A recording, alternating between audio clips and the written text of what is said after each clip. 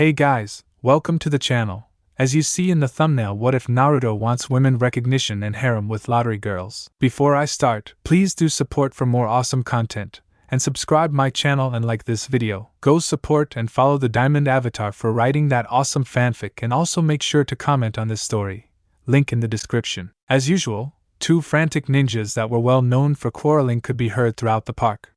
People stepped around them, sighing, praying for the two to stop being so noisy every day. I'm twice the ninja you'll ever be, Naruto. Sasuke yelled in rage. Oh yeah, well I'm 3 times the ninja you'll ever be, Sasuke.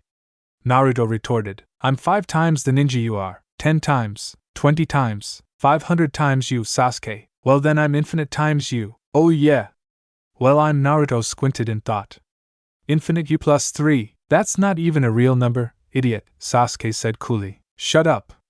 Naruto puffed. People call me the most surprising ninja. Everyone knows that surprise is a ninja's strongest quality. That's not the kind of surprise they meant when they dubbed you that, you noisy idiot. Sasuke yelled in annoyance. He took a deep breath, closing his eyes. Then he grinned wickedly. Okay, you want to prove you can surprise people? Surprise me? If you can keep out of my sight for 24 hours, I'll admit that you are the most surprising ninja. Ha! Is that all? Naruto smirked heavily. That's too easy. Maybe you should give me a handicap or something. Come on, pick anything. Sasuke's grin grew. Gotcha, he thought to himself. Okay, if that's what you want. You have to stay hidden from me, wearing only your boxer shorts and undershirt. Naruto stared at him blankly. What? Naked? Sasuke nodded, then looked at his watch. He closed his eyes. Okay, we'll start now. Undressing no jutsu, Naruto blew up in a puff of smoke. When everything cleared, he found himself in his heart-patterned boxers and white shirt, with his orange outfit in Sasuke's hands. WW, what the hell kind of stupid jutsu is that, you crazy moron? Undressing no jutsu, it's academy stuff, he shrugged. He kept his eyes closed, not wanting to see Naruto naked, fearing it would burn his eyeballs, and he'd lose his precious Sharingan. No it isn't! He cried angrily. He froze, feeling eyes staring at him. Gah, you could have at least given me a chance to run, you ass! He yelled as he flipped away, leaping for the nearest rooftop and dashing off. Sasuke just looked up, and when he was certain he left, he started dancing, humming out music. Oh yeah, 24 hours without that peanut-brained loudmouth. He noticed people had begun to stare at him. He slowed down to a halt, clearing his throat. My dance no jutsu from the academy, sure is effective. Indeed, he nodded to himself. He walked away quietly, confused stares creeping on his back. Yush, I'll just sit tight here, Naruto said confidently to himself. I won't let Sasuke find me for 24 hours and make him admit I'm the better ninja.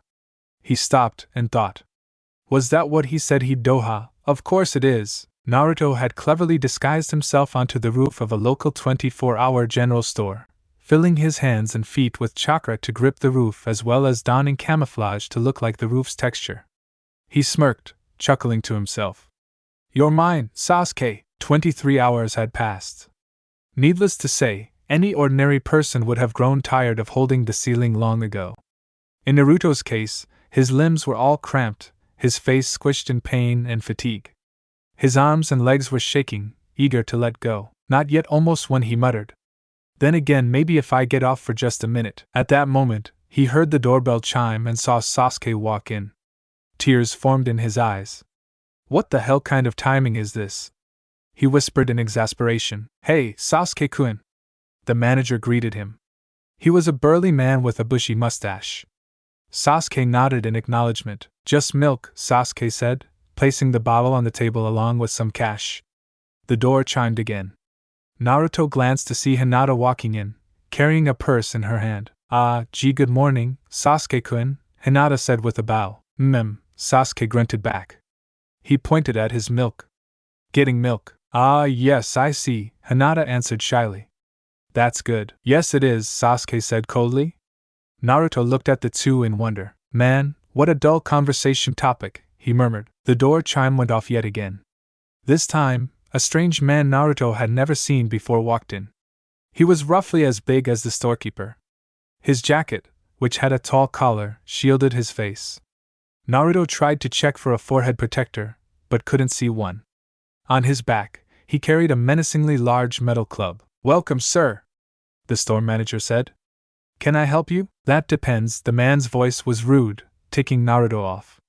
With incredible speed, the man whipped up his club, hammered the manager, sending him to the wall. "I didn't use my full strength that time," he cautioned. "And if you put all your money into a bag and give it to me, I won't have to." The storekeeper nervously got to his feet, taking out a bag and opening the register. "I don't want no trouble." "You!" Sasuke jumped up, attempting to kick him, but he was easily flicked away by the man's club, sending him down the aisle and into the back wall, dizzying him. Hinata was about to check on Sasuke, but was grabbed by the man. He glanced at her purse. "You seem to be loaded today. Care to spare some money for a poor man?" he threatened. "Get away." Hinata tried to attack him, but he had already grabbed her arms with only one of his hands. He was much bigger than Hinata, and much more powerful. "Nobody is stronger than me," he bellowed, snatching her purse. He rose her higher into the air, then threw her down the aisle towards Sasuke. But her flight was cut short, as she was caught by a ninja who masked his face and hair with a roll of camouflage that resembled the roof, and wore heart-patterned boxers and a white shirt. The only distinguishable features were his red eyes and forehead protector. "I have to be careful, or Sasuke will recognize me. Just gotta maintain the fox's chakra for a little while," he thought in a panic. He looked down at Hinata and said with a strain, trying not to lose himself in the nine-tailed fox. "Hey, are you okay, or what?" Hinata looked up in confusion, feeling as though she knew this person, but couldn't recognize his eyes. He felt like someone she found important. Naruto looked up again and stared angrily at the thief. "You," he said, altering his voice to a deeper tone. "How dare you attack these people? I'll show you that I'm the strongest." The thief looked at the masked ninja with squinted eyes, before bursting out in laughter. "Some guy in heart-patterned boxers thinks he's stronger than me? Come on." He spread his arms and shut his eyes. "I'll give you a free shot." Nobody could see, but the masked ninja smiled underneath his mask. "Big mistake, big boy." The ninja set down Hinata and raised his left arm. Red chakra began to swirl in it, static bolts flying out of it now and then. Naruto roared, the fox's energy bursting inside him, seeping into his ball of chakra. The thief opened his eyes, noticing the powerful chakra. But he was too late. The masked ninja had begun his charge, and before the thief could react, he felt a massive force press into his stomach. The force would have flung him away had the ninja not grabbed him and held him down in front of him. "This is for hurting Hinata and Sasuke and the storekeeper man." The thief groaned in pain as the masked ninja carried him outside of the store. He then concentrated more energy, raising the thief above his head while still holding him into his ball of chakra. "Rasengan!" The ninja let him go, and the thief flew up into the air at Mach speeds. The ninja looked up as the man flew right out of the village. Naruto took a deep breath and relaxed. Until he noticed that everyone in the street was looking at him. He glanced around at the people. They looked at him in awe. Sasuke and Hinata had appeared at the store's doorway. "Who are you?" Sasuke asked with a hint of annoyance in his voice. "Thank you," Hinata said softly to him, but was drowned out by the townspeople's cheers. "Whoa, you rock, whoever you are, you're one strong guy. I love your boxers, man." "Love 'em." Naruto would have enjoyed the praise, had he not remembered Sasuke's challenge. "I can't let anyone find out it's me," he thought. "Or Sasuke won't say I'm better than him." Naruto jumped into the air, landing on the building's roof and jumping away. Sasuke jumped up after him. "Who are you?" he yelled, throwing a kunai at him. Naruto dodged by mere inches. "Not good, he'll catch me at this rate." Naruto thought hard. "Okay." Naruto whipped around and ran straight at Sasuke. In surprise, Sasuke tried to reach a ready stance as soon as possible, planting his feet onto the ground with chakra and raising his arms to block any incoming attacks, which is what Naruto hoped for. "Kaige Bunshin no Jutsu," he yelled quietly, hoping Sasuke wouldn't recognize his voice. Before Naruto could make contact with Sasuke, he burst into 20 copies, which ran in every direction. Sasuke turned his head around, trying to work out which was the real one, but before he could activate his Sharingan, all the copies had gotten away. He cursed under his breath. "Who is that guy?" If he took down that other guy where I failed, then he's probably much stronger than I am, damn it. Naruto dashed into his room through the window and ripped off the mask, breathing heavily. Mouth too close, he panted. He took a deep breath, then cheered to himself. All right. Sasuke has to acknowledge me now. Yes, within minutes, word of the masked ninja had spread throughout the village. Did you hear about him too? The strong Konoha ninja? Yeah. The really strong ninja who doesn't even need armor when he fights. Heard he saved Uchiha Sasuke's butt. The Uchiha Sasuke? He must be tough. I heard he uses super strong techniques. I heard he's a really good looking guy. I heard he wears amazing boxers. Man, who could possibly own those boxers? Townspeople were going crazy for the masked heart pattern boxer ninja. Everyone, that is, but Sasuke. He sulked in the park where he had fought with Naruto yesterday. Grr, who could this guy be? And then Naruto groggily gained consciousness, his eyes squinting open, blinded by the rays of sunlight pouring through his window. He thought for a moment as to why he was tired, and remembered he had invoked the fox's energy for a prolonged period of time the day before in his determination to beat Sasuke. He sat up, stretching his arms and yawning loudly, the blanket moving to reveal he was still in his heart-patterned boxers and shirt. Suddenly, his eyes shot open in realization. Sasuke's gonna acknowledge me today! He yelled in joy, shooting up and running for the fridge. He grabbed a bottle of milk, ripped the cap off and slammed it down, only to find it was empty, as he usually found it. Oh well. I'm too happy to care, he said with a grin, this time reaching for his orange juice. Once more he unscrewed the lid and tossed it down, only to find it was also empty. His eyebrow twitched slightly. Well, this is nothing, he said, forcing a smile. He picked up a cup and stood in front of his tap, smiling eagerly. However, when he turned the knob, found that his water wasn't running. He stared at it with blank eyes. Well, it's okay because Sasuke will. He was interrupted by a horrendously loud growl emanating from his stomach. Oh my god, I'm just way too hungry, he yelled, throwing on his orange jumpsuit in blinding speed and heading for his door, only to find he couldn't open it. What the hell is going on today? Sorry, sir, a voice called from the outside. Moving furniture. Give us a minute, Ga. I don't have a minute. His stomach grumbled louder. Screw this, he yelled, dashing for his window. He threw it open and hurled himself outside, hopping buildings at breakneck speed for his favorite ramen stand. Along the way, Naruto looked down at the people walking about and noticed that, strangely, everyone had their eyes glued to a newspaper. Huh. That's weird, Naruto noted. Guess something big must have happened last night. But it couldn't have been as big as Sasuke having to acknowledge me. He grinned broadly, continuing his trek for the ramen stand. Hey, old man, Naruto said weakly. He finally arrived at the ramen stand, and looked as though all the fat and muscle had left his body, wrinkles covering his face and making him look like an old man.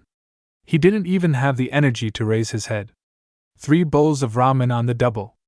And I swear I'll pay you back, he begged, half knowing that the old man would just kick him out. Sure, came a dull reply, tossing 3 bowls onto the table casually. Naruto stopped panting for a moment to ponder this situation. Did he just put 3 bowls of ramen, for me, without question? Naruto rubbed his chin in wonder, then looked up at the old man. Not only the old man, but even his assistant had her eyes glued to a newspaper, holding the paper in one hand and making noodles with the other. Naruto scrunched his face in thought, before shrugging and sitting at the table. Hey, at least I get my ramen, he said happily. Itadakimasu. Naruto hammered into his meal like a monkey on steroids. During his meal, someone sat by him, a man with eyes also glued to a paper. Morning, Naruto, he said with a familiar voice. At the ramen stand as usual, I see, Iruka-sensei. Naruto blabbered through stands of noodles, which flung outwards as he talked. Eh? You're reading the paper too? You mean you haven't heard? Heard what? Iruka turned his newspaper around, showing Naruto the headline. It read Hero with heart-patterned boxers defeats famous renegade ninja. Naruto spat out a mouthful of ramen in surprise, before hurriedly picking it up with his chopsticks and swallowing it once more. What's this? Naruto said in surprise. Last night, a powerful ninja wearing boxer shorts, dubbed Boxer-sama by the media, apparently beat up a world-famous high-priority runaway ninja, known for targeting numerous general stores, and robbing them without fail. While the runaway was attempting to rob a store, Boxer-sama arrived and beat him up. Iruka said happily. Ah, really? Naruto said needlessly loud. That's just great. Naruto felt himself getting really sweaty. This isn't good. If Sasuke finds out about this, he gulped. Then he isn't going to acknowledge me. He'll know that I didn't stay out of sight for 24 hours. Anyway, this super ninja is the talk of the village. Maybe if he keeps popping up, he'll become world famous, but I want to be the world famous one. Naruto demanded. I don't want to make him famous. What? Make him famous? Iruka repeated in confusion. Naruto broke out in a stupid laughter. I mean, I don't want him to be more famous than me. Yeah. Naruto huffed out, laughing even more. Iruka looked at him strangely. Don't worry, Naruto, he said, patting him on the back.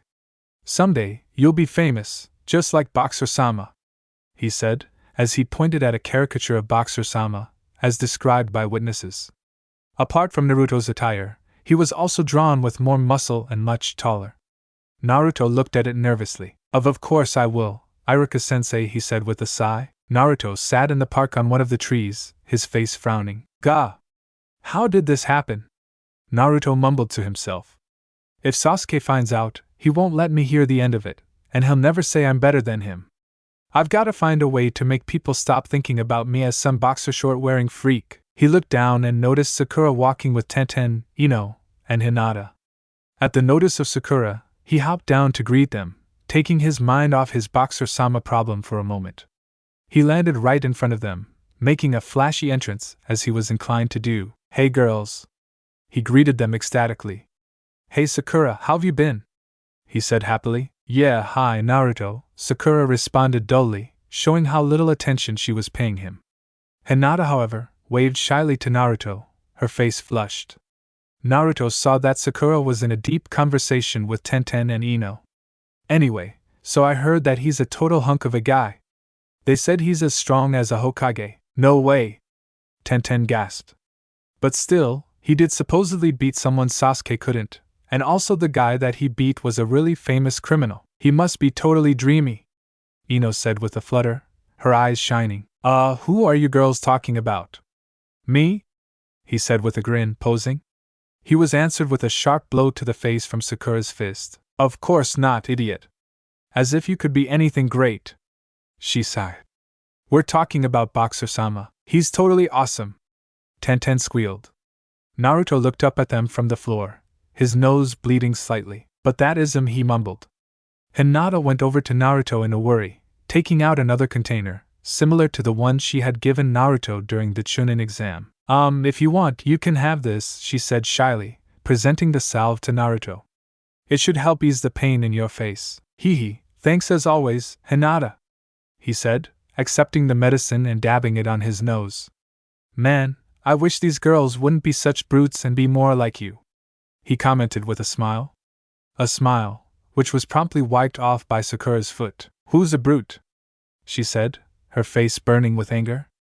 Come on, let's go somewhere else, where people will appreciate a great person like Boxer-sama. As they trudged off with a huff, a red-faced Hinata who was glancing at Naruto following behind them, Naruto pouted and squinted his eyes. I've got to do something about this Boxer-sama crap, he muttered. Almost answering his need, he saw a small band of ninjas, roughly 10 of them, hop out of nowhere. They had no forehead protectors on, and they quickly fenced off the park, with Sakura and the girls still within it. 4 of them hopped to the corners of the park and began forming seals. Their comrades ran about the park during this time, knocking out all the male ninjas in the area, and capturing all the females and children, herding them to the park's center. Naruto himself was hit hard from behind, falling to the ground, and noticing a ninja's shadow jumping over him. He rolled out towards a tree and leapt up into the branches, peeking out through the leaves at the crowd of women and children formed, along with the 6 remaining ninjas. A large barrier building around the park interrupted Naruto's gaze.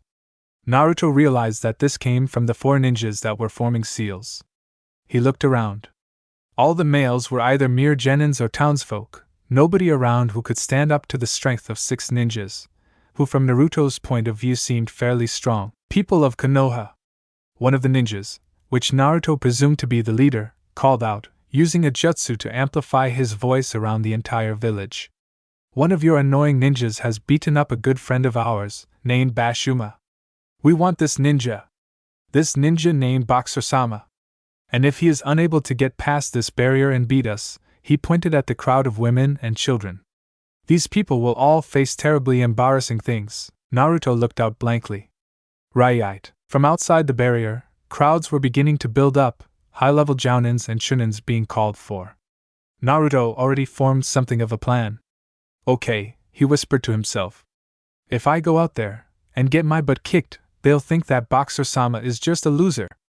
Then I'll change back to Naruto and kick their asses, and I'll be recognized. Naruto quickly began stripping into his boxers. Prove how great you are, Boxer-sama. The lead ninja challenged. If you don't get here in 3 seconds, I'll start undressing the girls. No! Yuck! All the girls wailed. The ninjas giggled in a girly manner, their faces going red. Oh my gosh, these ninjas are total perverts. Hey! A deep, strong voice called out. Leave them alone. The ninjas stopped giggling and turned towards the voice's direction. There stood the red-eyed Konoha super ninja Boxer-sama, clad in his famous boxers and his Konoha forehead protector, this time having a scarf that Naruto borrowed from a nearby unconscious genin. He pointed at them. I'll show you what happens when you hurt the people of this village, he announced. Perfect. Now I'll just let them beat me up. He thought to himself. But I'd better be quick. Using the fox's energy is no walk in the park even though I am in a park. Wow, one of the ninjas muttered to his comrades. He got through the barrier without us even seeing him.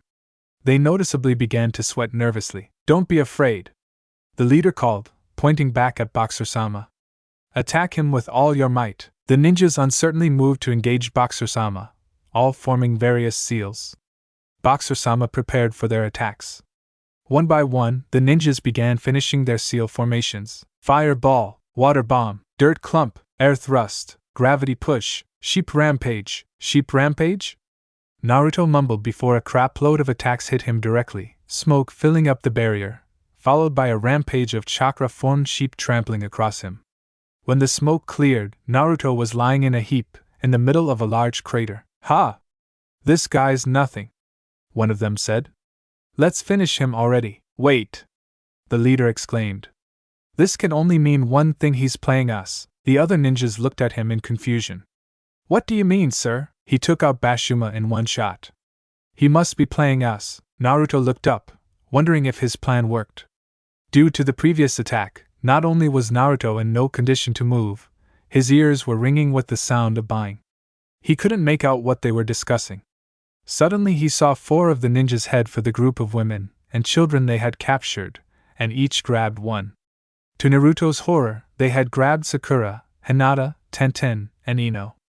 The leader stepped in front of them and faced Naruto. Boxer-sama, I know you're just hiding your strength to surprise attack us. But I won't let that happen. If you even move funny, we're going to start undressing these girls. Naruto, still unable to hear, had no idea what they were up to.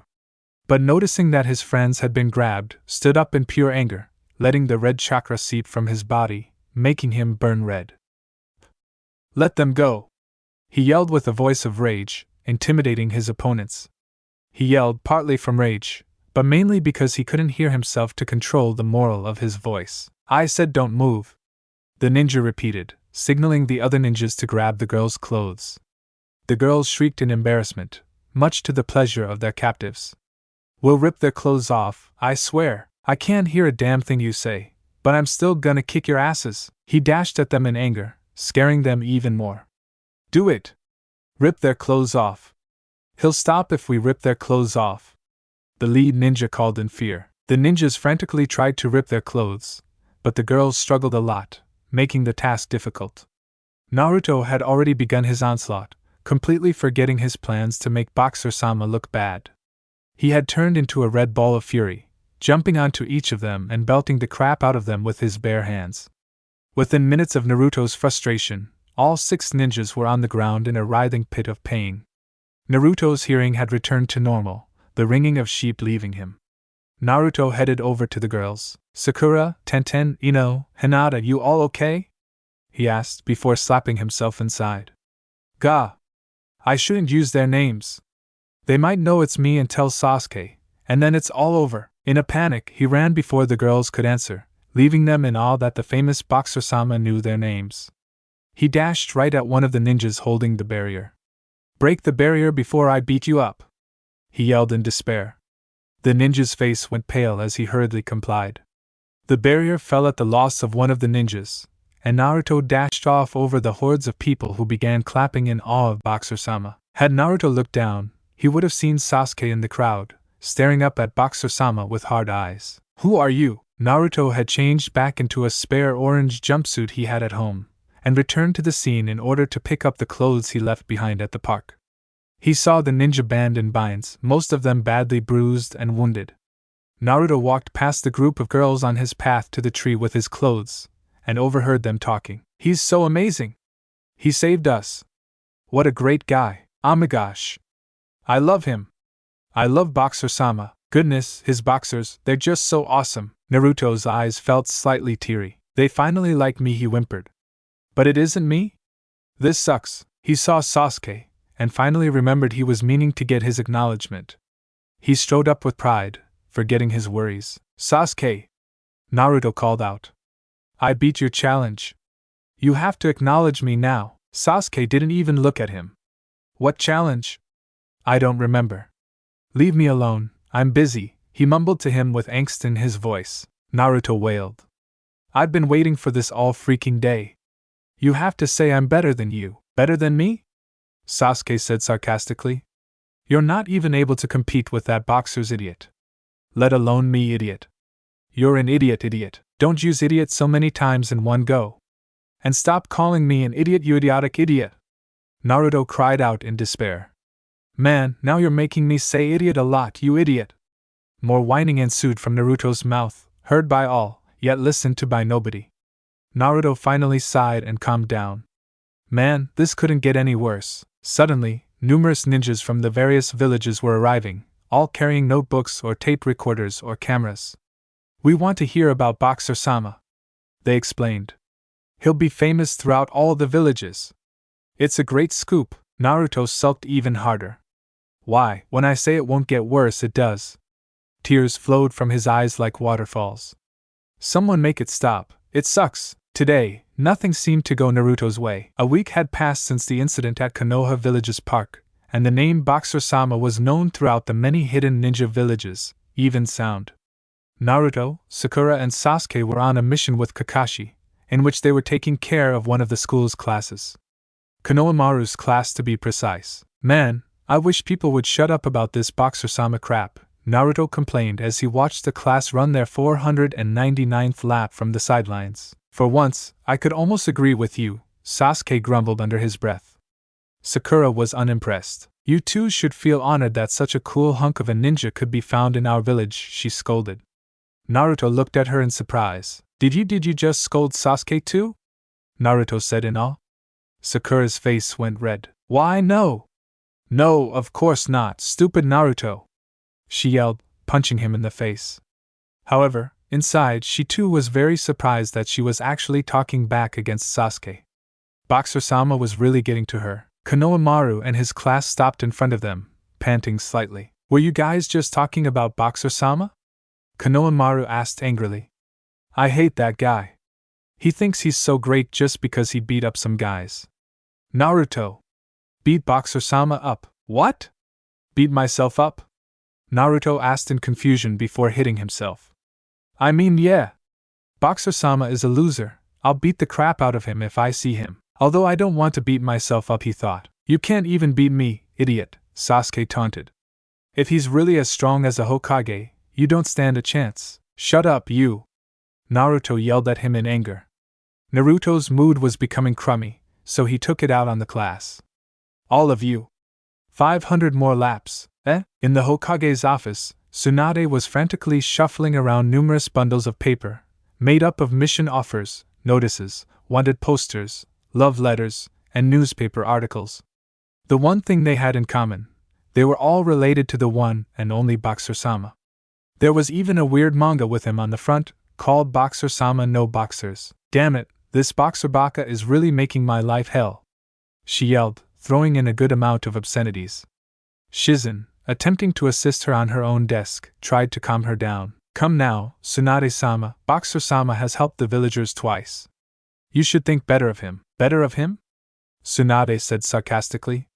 He walks around in bloody boxer shorts. She raised some of the papers to further prove her point. And he's effectively quadrupled my workload. I've been working like a dog for a whole week, and I'm lucky if I get to sleep. Shizen smiled nervously. Unknown to Tsunade, she was also smitten by Boxer-sama's heroic persona, but didn't dare tell Tsunade, afraid she might try to beat the love out of her. A knock on the door was heard. Without waiting for a reply, a rough, white-haired man walked in casually. It was the famous Sannin Jiraiya. Yo, Tsunade! He bellowed. I see you're exactly the same as when I was here last week. Buried in work. If you've come just to taunt me, I'll beat the crap out of you, Tsunade grumbled back at him. Jiraiya walked up, taking a seat in front of her table.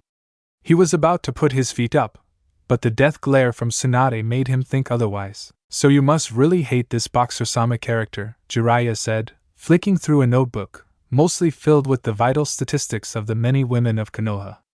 After all, knowing you, anyone who gives you work is as good as dead. Tsunade arranged a few more papers before sighing and leaning back, deciding to take a short break. Goodness, this guy all of a sudden, everyone wants to hire this guy on all kinds of jobs. Look at this one. She picked up one of the recent mission requests she had recently filed. A jailhouse in the Sand Village was busted open, and they want him to catch all 30 escaped prisoners. That's just absurd. Jiraiya's face went red as he continued flicking through his book. Ah, such beautiful numbers on you, dear, he said, smiling like a pervert. Pay attention to me, you ass! Tsunade yelled, standing up, leaning forward, and flicking him on the forehead, sending him flying back to the door. I was. Really? Jiraiya said in defense. He dizzily went back to his chair, rubbing his forehead sadly. You know, if we're going to receive missions for him, we should try to get him to do them. After all, we can't just turn down requests, right? Tsunade sat down again, looking at Jiraiya. It would help if we knew who this guy was, Tsunade said. A smile slowly crept to her face, and she looked up at Jiraiya. Jiraiya looked back at her uncertainly, then realized what she was planning. No, oh no, no! Jiraiya said, waving his arms frantically. No! I refuse. I have other things to do. Come on, Tsunade-san, he begged. Did I ever tell you how beautiful you are? Tsunade cracked her knuckles before Jiraiya finally caved in. Anyway, why don't you take some genins or chunins to help you? Perhaps Naruto would help you out. Naruto's the kind of cute kid that will help you out for food, Tsunade said with a girlish giggle. Jiraiya smirked at her. Cute Naruto, eh? He said with a chuckle. Tsunade froze on the spot. I didn't notice, but whenever Naruto's the subject, you sure do become a bit of a schoolgirl, he said with a laugh. What are you talking about? Tsunade screamed with a red face. I just think Naruto's impressive for having such a strong goal. Oh, so now he's impressive? Jiraiya said with a snicker. Oh, sometimes it's so easy to see through the tough old lady. Shizen, who was eavesdropping quietly, had also noticed that Tsunade seemed to have a special place in her heart for Naruto, but didn't dare confront her about it. But it was obvious to her that Tsunade had in fact fallen in love with Naruto's strong personality. Oh, let's just get back to the problem at hand, Tsunade said, her cheeks red. I want you to find out who Boxer-sama is, so I can go public about it, and make everyone send his work to him directly. That way, I won't have so much damn paperwork. Sure thing, sure thing. Jiraiya smirked, standing up to leave. As he reached the door, he turned around once more and added, and just for you, I'll try to get Naruto to come around so you can mother him for a while. I bet you'd love that, as Tsunade? Get out, you idiot! Tsunade groaned in embarrassment. Jiraiya dashed out, laughing heartily. As he exited the building, he took out another notebook. This one, while made up mainly of his sketches of female anatomy, also had a detailed section about Boxer-sama. It had all the descriptive information he could gather, for he too had become interested in whom this person was. Lucky for Naruto, Nobody could recall what kind of move Naruto used to deal with the general store thief Bashuma, but it did contain information on his appearance. Boxer-sama, he thought out aloud. What an interesting person. Naruto, Sakura, and Sasuke were sitting outside the school, waiting for Kakashi to come and complete the paperwork. That guy, late as always, Sasuke said in annoyance. The three of them sighed simultaneously. An hour had passed since the time Kakashi was meant to arrive, but they were growing used to his late-coming habit. Yo! Kakashi's voice was heard as he dropped down from the sky in front of them. You took your time, damn it! Naruto wailed. What took you? I got lost, Kakashi explained casually. That's a lie. They yelled back in frustration. Well, anyway, here are your pays, he said, revealing 3 envelopes, with their names written on them. He handed them out to them. Oh yeah, and I met Jiraiya on the way here. Naruto, Sasuke, he's looking for you too. Something about Boxer-sama. Sasuke nodded, but Naruto almost had a heart attack. What does he want from us? And what about Boxer-sama? It's not like he thinks I'm Boxer-sama or anything. That's just crazy, Naruto exclaimed. Everyone stared at him in wonder for a moment. I don't know about that, Kakashi said to him. And besides, Boxer-sama is supposed to be as strong as a Hokage, so I doubt he thinks it's you. Are you saying I'm weak? Naruto yelled in disbelief. I'm not saying you're super strong, let's just say that, Kakashi said with smiling eyes. Another mission tomorrow, so we'll meet at the same place, same time. Before Naruto could yell at him more, Kakashi burst in a puff of smoke and disappeared. The 3 of them looked at each other. What does Jiraiya-sama want with you too? Sakura asked. Who cares? Let's just get it over with, Sasuke grumbled. Naruto! Let's go, idiot! He yelled as he jumped off. Naruto chased him in annoyance. Why'd you call me an idiot? Because you're an idiot. No, I bloody am not. After realizing they didn't know where Jiraiya was, quarreling about whether or not to stop and ask around, stopping to ask around, and complaining about who didn't want to ask around, and eventually beating the crap out of each other, they finally managed to find Jiraiya, who was sitting by a river, along with Neji. We'll consider him completely able-bodied. I haven't seen past that part yet. Kiba, Choji, Shikamaru, and Shino. You guys took your time, Kiba growled, followed by a bark from Akamaru. Who cares, not like this is incredibly important, Shikamaru grumbled, lazy as always. What's going on, Ero-sennin? Perverted hermit, hopefully spelled properly, Naruto asked.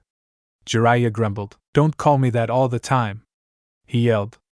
After clearing his throat, he prepared to explain what was happening. Now that everyone has finally arrived, I will tell you all what is happening. I'm sure you've all heard of Boxer-sama? Everyone responded, showing hints of jealousy, hatred, or disgust at his underwear-inclined outfit. Naruto shivered nervously. Well, we have been ordered to find out whom this guy is. Naruto laughed nervously. Hey, are you serious, Ero-sennin? You want us to chase some boxer short-wearing freak? No way these guys want to. Let's do it! The others yelled enthusiastically. Even Sasuke showed some spirit. Naruto looked up in surprise. The others, even Shikamaru, looked up at Jiraiya, smirking evilly, desperately wanting to catch this guy and beat the crap out of him. He had made them all look weak, and they were especially annoyed that all the girls talked about him relentlessly. Naruto laughed out nervously again. Now. We're only trying to find out who it is. It's not like we're going to kill him or anything, Jiraiya explained. The others sighed in disappointment. Except Naruto, who felt a bit safer. Well, we can at least beat him up, right? Lee asked, greatly enraged that yet another person was taking Sakura's heart away from him. His eyes lit on fire, and he jumped to his feet and posed like his teacher, Guy. I'll show him the power of my way of the ninja. Yes, Jiraiya murmured as they all stared at him. Anyway, he yelled, returning everyone's attention to him. We will now begin planning on how we're going to catch him, and to do this, I've prepared a special exercise. What kind of exercise? Choji asked, fearing it was some form of physical activity. Ah, the water's so nice. Hey, let's play ball here, eh? This is a hot spring, silly. Naruto looked at Jiraiya in disgust. This is your exercise? Jiraiya didn't look at him, his eyes glued to the women in the hot spring. They were sitting in some shrubs, the others also finding it difficult to look away. Even Sasuke had a bit of a stare, but tried desperately to hide it. This is very important. I'm sure it will help us greatly to be here. he said, chuckling, but this has nothing to do with catching him. Naruto whispered loudly, "Oh yeah, get up a little more." A smile slowly broke into his face, as blood slowly broke out of his nose. "Oh yeah, that's the stuff, right there, oh my love." Naruto was just about to punch him, when they suddenly heard the door to the hot spring open. "Oh my god," Kiba mumbled, followed by a perverted, soft bark from his canine companion. Naruto saw everyone staring more intently. Sasuke didn't even try to hide it. All of their noses had even begun to bleed slightly. Naruto turned his attention to the hot spring, and would have screamed out if Jiraiya hadn't grabbed his mouth. Naruto watched in a combination of surprise, arousal, and horror as Sakura, Hinata, Tenten, and Ino all walked in, covering themselves with towels. Even Naruto, who was very much against this kind of stuff, had a glowing face. Their stares grew stronger as they began to unravel their towels, getting ready to clean themselves before entering the hot spring. But just as they were about to take their towels off, 4 more people came in. At their entrance, every one of the observers, excluding Naruto, had burst into an enormous nosebleed, Jiraiya especially. "Well, if it isn't 4 of the best busts in town," Jiraiya huffed, his breathing becoming faster as he jabbed tissue after tissue up his nose, causing his breathing to sound more nasal, like a bull. Tsunade, Shizen, Anko, and Kurenai had all entered, also covered with towels. The genin girls bowed and greeted the 4. Tsunade and her company waved happily, joining them at the cleaning area, locked in conversation together. "Mao, having such a large chest is always a pain. It's hard keeping the towel wrapped." Tsunade bawled. "I agree completely," Kurenai said with a sigh, pushing her pair inwards. "It's also a pain on my back and shoulders." "I quite like them like this," Anko said with a grin, grabbing hers roughly. "They're nice and juicy." "Hee hee, it's good mine aren't as big as your ones are." Shizen giggled. "But still, mine are big enough to hurt my back also." Naruto's face began to burn, as he tried to shove Jiraiya's hand off his face so he could leave. But Jiraiya, in all the excitement, had tightened his grip, beginning to choke Naruto. Naruto began fighting and struggling for air, but was completely ignored by everyone. Finally, in desperation, he opened his mouth, sucked in some of Jiraiya's hand's meat, and bit down hard. "Yo-yo!" Jiraiya yelped in agony. All the boys looked up in surprise, as well as all the occupants in the hot spring. "Who's there? Show yourself, pervert!" Tsunade ordered. All the girls looked up in surprise, glad they had yet to remove their towels. "Quick, run, run!" Jiraiya ordered. The boys disbanded in a hurry, fearing for their lives, wanting to escape the clutches of girls like Tsunade, Sakura, and Ino. Jiraiya ran off after them. Hey! Wait for me!" Naruto yelped, clambering to his feet. But to his dismay, he lost his footing, slipping, and falling straight for the hot spring. He hit the water with a splash, the girls shrieking and climbing out of the hot spring, wrapping towels on. Naruto burst out of the water, panting in air. "Too hot! Too hot!" he complained, wiping his eyes. As he opened them again, he looked out in surprise and horror. All the girls looked at him with surprised eyes.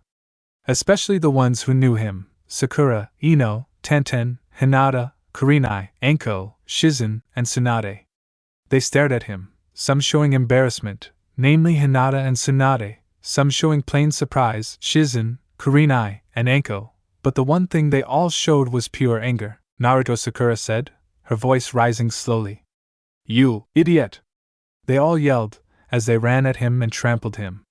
Apart from Hinata and Tsunade, of course, who were more concerned of hiding their naked bodies from Naruto's cute eyes. However, that doesn't mean he received any less of a beating. Jiraiya returned, looking down at the scene. He sniffled sadly, tears in his eyes. "Naruto, you lucky bastard, what a beautiful harem," he whimpered, obviously misinterpreting what was happening. When Naruto finally managed to run out of the hot spring, chased by half-dressed women, Jiraiya appeared and pulled Naruto away to safety. He brought Naruto to one of his old shacks in the outskirts of town. "You okay, Naruto?"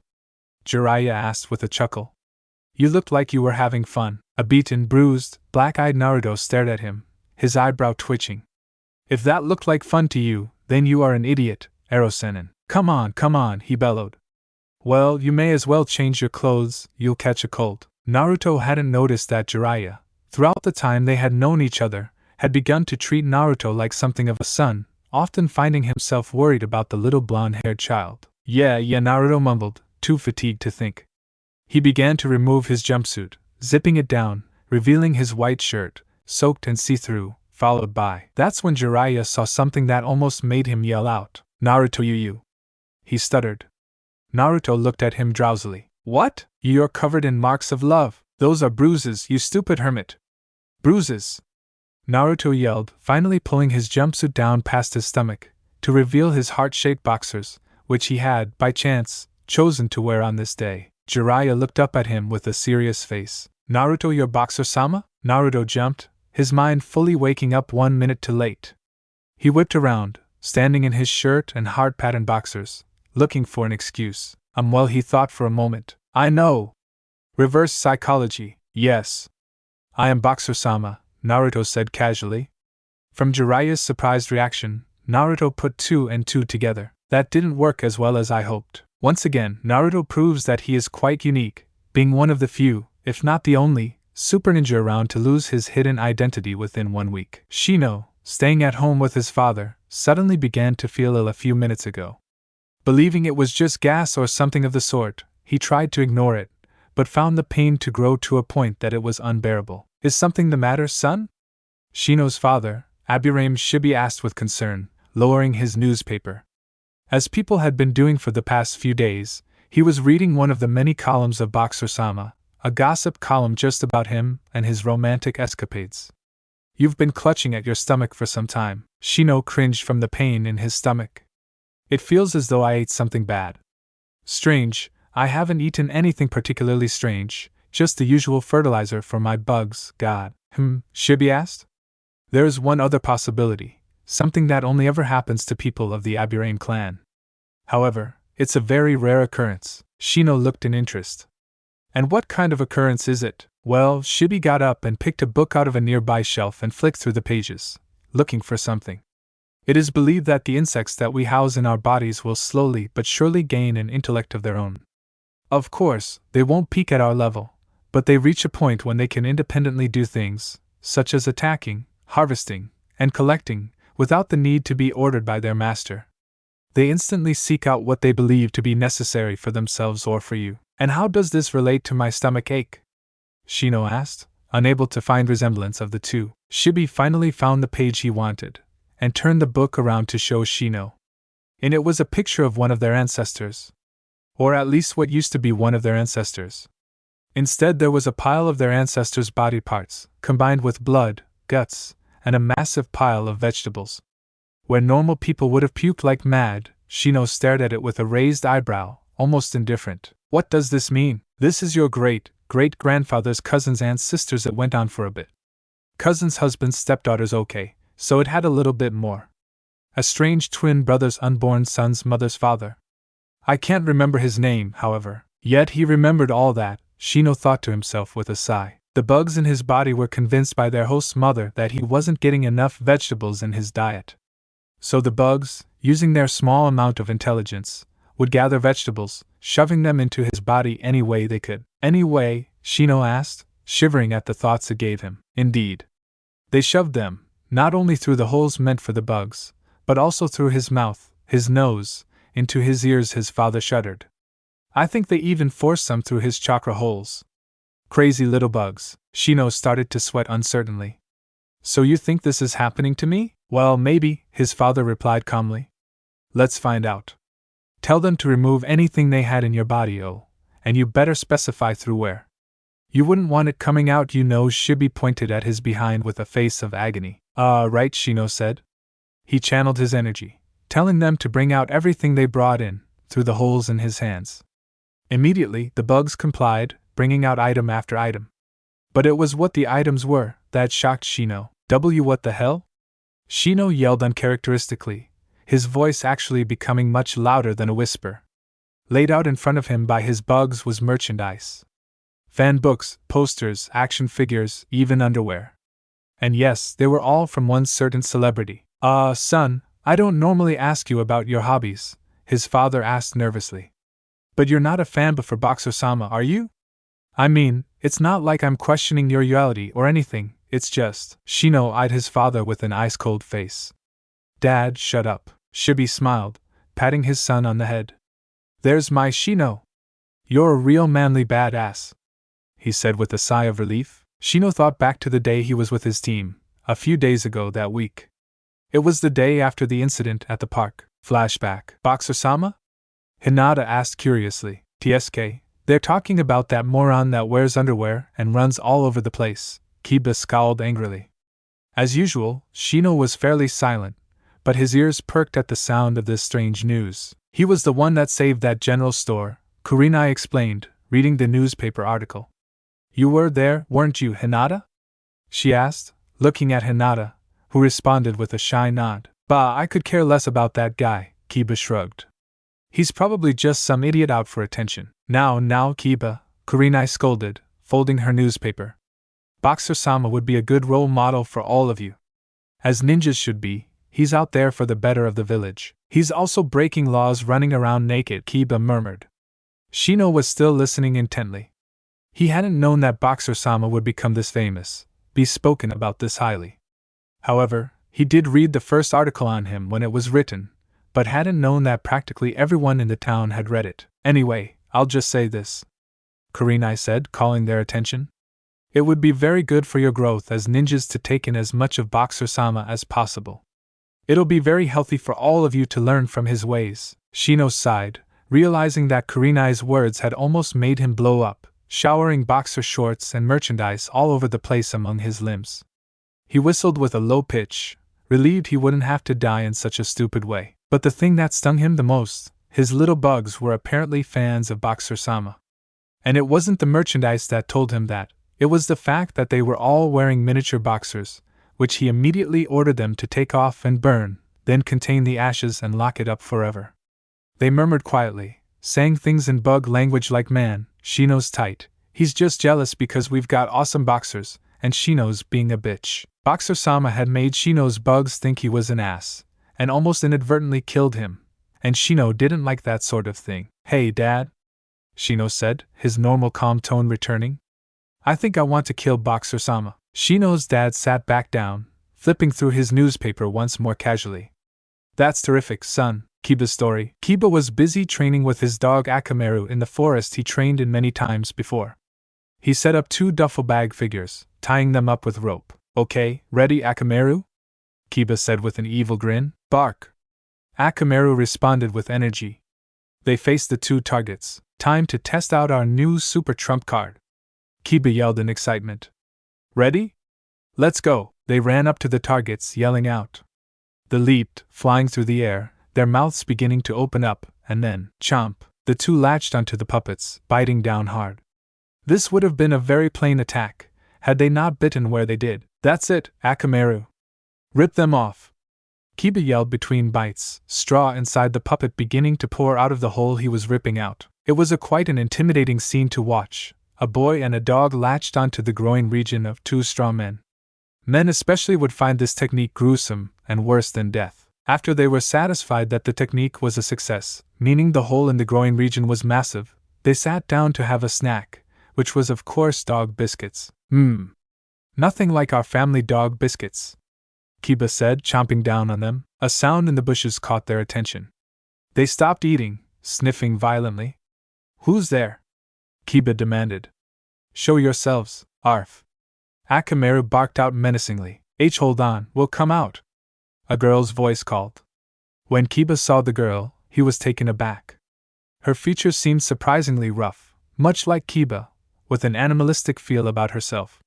Yet she was still fairly attractive, especially in Kiba's eyes. She even had a female dog in her hands, who caught Akamaru's attention completely. Sorry for the disturbance, she said with a grin.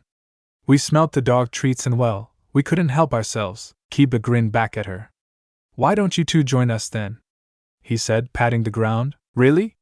Great, the girl said, her ears seeming to prick about, which totally turned Kiba on. She hopped over, sitting in the fashion of a dog, and began picking up and energetically eating the biscuits. They're great, she squealed happily. Aren't they? Kiba said, chewing down more. Arf. Akamaru called nicely, shoving a dog biscuit towards the female dog. Bark! She replied happily, accepting the biscuit. What a cute scene. After finishing most of the treats, there was only one left. You can have that one, Kiba said, offering it to the girl. Oh, I couldn't. You should have it, she replied with a smile. Okay, how about this, Kiba said, breaking it in half and handing her one bit. 50-50? The girl smiled and took the piece. Simultaneously, they broke it in half and handed the quarter piece to their dogs. They stared at each other, realizing they did the same thing, and laughed. Haha. It's almost like we were, I dunno, meant to be, Kiba said enthusiastically. He was surprisingly forward. I think I like you, we've got a lot in common. Wanna go out with me? The girl smiled apologetically.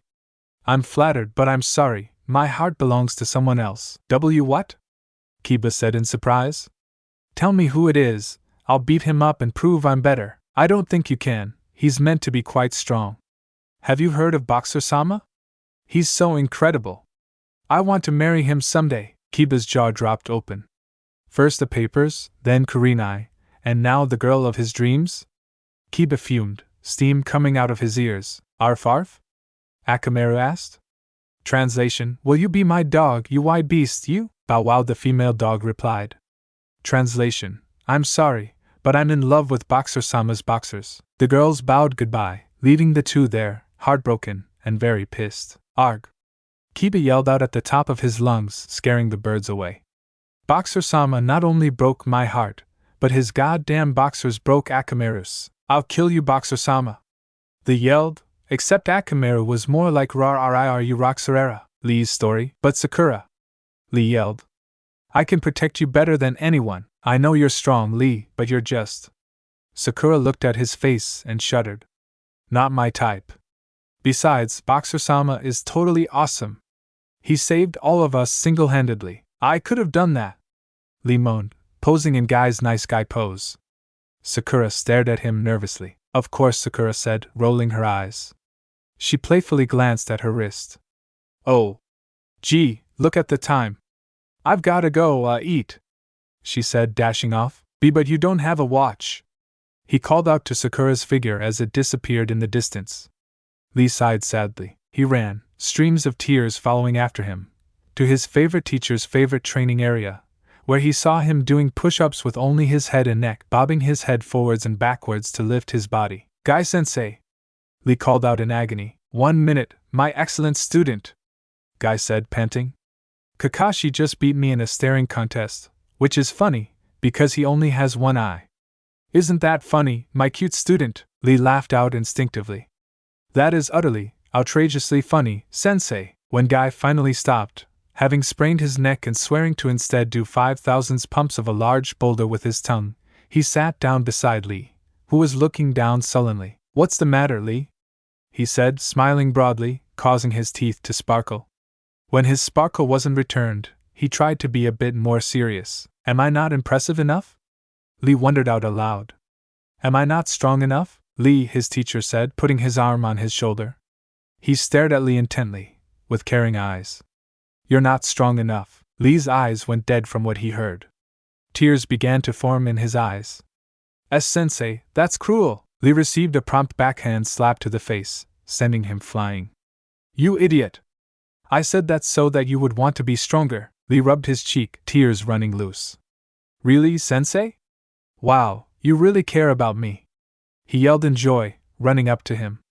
Guy stood up to return his incoming hug, as the ocean appeared behind them and splashed up against the rocks that they were suddenly standing on. After their scene, Lee asked strongly, Sensei, how do I become stronger? There is a certain person I want to overpower. Guy grinned strongly. I have been preparing for this. Many have recently wanted to top a certain somebody of their own, and for that, I was asked to prepare something that could help everyone, and I had the best idea. Really? Lee asked, overjoyed. Guy grinned, giving him a thumbs up. Suddenly, with a Guy grin, he grabbed his green suit by the legs, and with a mighty cry, ripped it off, causing Lee's eyes to become even more rounded in surprise. But Lee gasped when he saw what was underneath. Ji-sensei, you're Boxer-sama! He screamed out in horror. Guy once again backhanded him in the mouth. Boxer-sama's attitude is too hip! He exclaimed. But his fashion sense is as surprising and outrageous as my own. This is my plan, he yelled out, pointing at a shabbily made shack, with a big picture of guy wearing boxers and grinning with a thumbs up. My gym. I will train people to have the strength of Boxer-sama. And we'll all wear boxers, and fight crime, and do all sorts of things. Who better to show kids today how to beat their rivals than the ultimate Boxer-sama? Even you could learn from him and his way of the ninja. And check out my new pose and face mask. Guy threw on a balaclava, which didn't even have holes for his eyes, looking more like a big sock on his head. It also covered all of his famous guy features, which could be good or bad. He fanned out his boxers, causing them to ride with the wind as he stood there heroically. Somehow he even made the boxers sparkle like his teeth. Lee had tears in his eyes. Boxer-sama, what have you done to my GI-sensei? Naruto stared at Jiraiya, uncertainly, who stared back, still in disbelief. Inside Naruto's head, he was instinctively thinking of excuses, but none seemed appropriate. Naruto decided to try his trump card.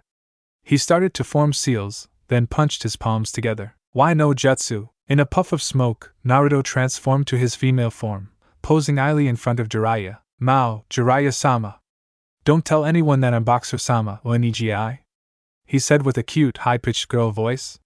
Jiraiya's face instantly melted into his perverted look, drooling insatiably. However, a sudden recollection of Tsunade's fist made him snap out of it. Sorry, Naruto, that's not going to cut it this time, he said with a hint of regret at passing down a chance to play around with why Naruto. Hey, what's that on the ground? Let me bend over and pick it up, Naruto said, bending down idly, causing Jiraiya to blow a vein.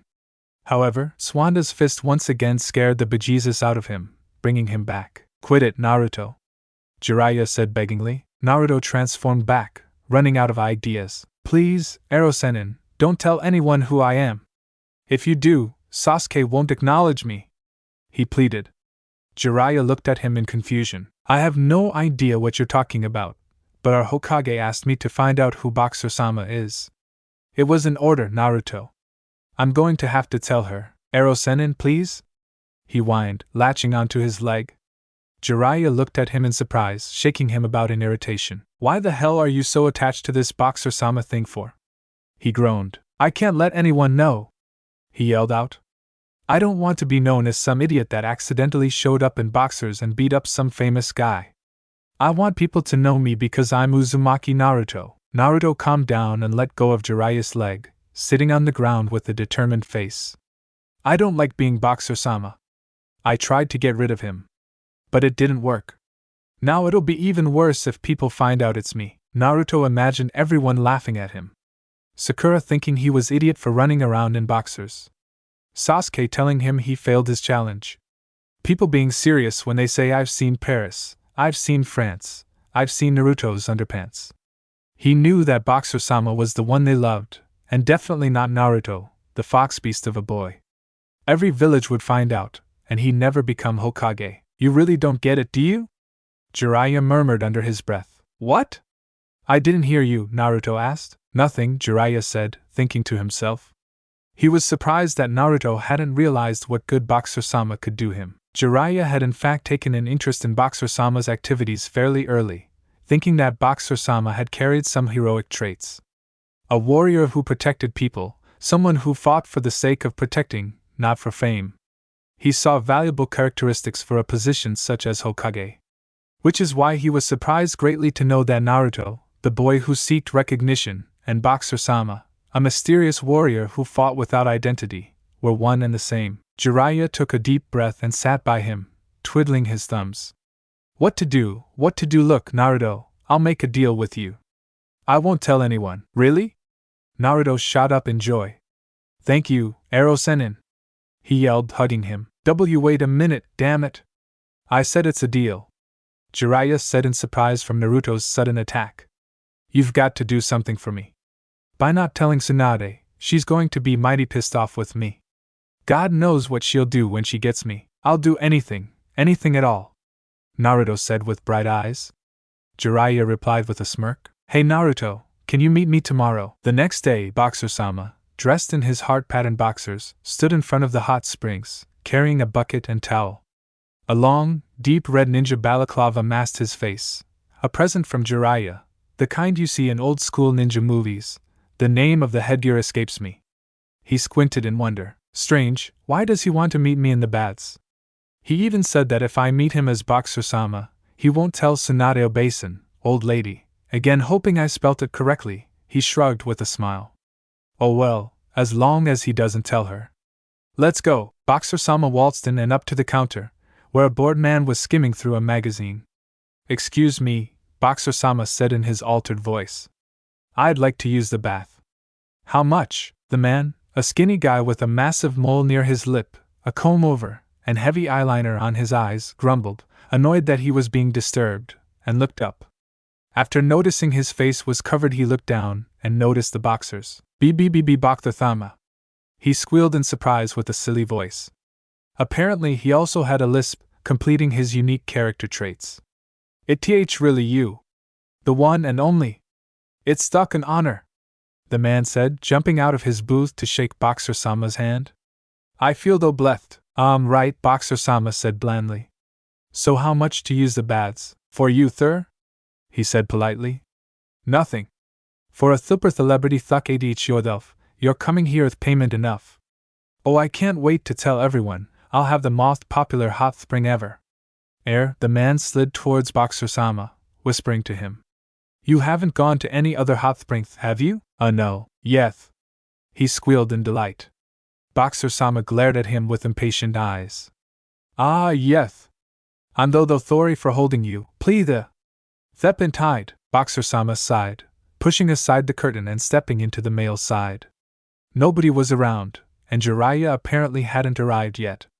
He was about to remove his mask when his discussion with Jiraiya flashed in his head. Flashback. You want me to meet you at that hot springs as Boxer-sama? Naruto asked curiously. Why? The only thing you have to know is that if you do this, I won't tell Tsunade. But you have to follow my rules completely. Naruto nodded exuberantly, unable to believe how easy it would be for him to get off the hook. Number 1. When you are at the hot springs, under no circumstances will you leave until I get there. No matter what, he emphasized. Number 2. Don't tell anyone who you are, no matter what. And finally, Naruto asked impatiently. Rule number 3. You must not remove your mask, or let anyone remove it for you. Naruto blinked at him blankly. Is that it? He laughed out. This'll be a cinch. Naruto got up and waved goodbye after they confirmed when to meet.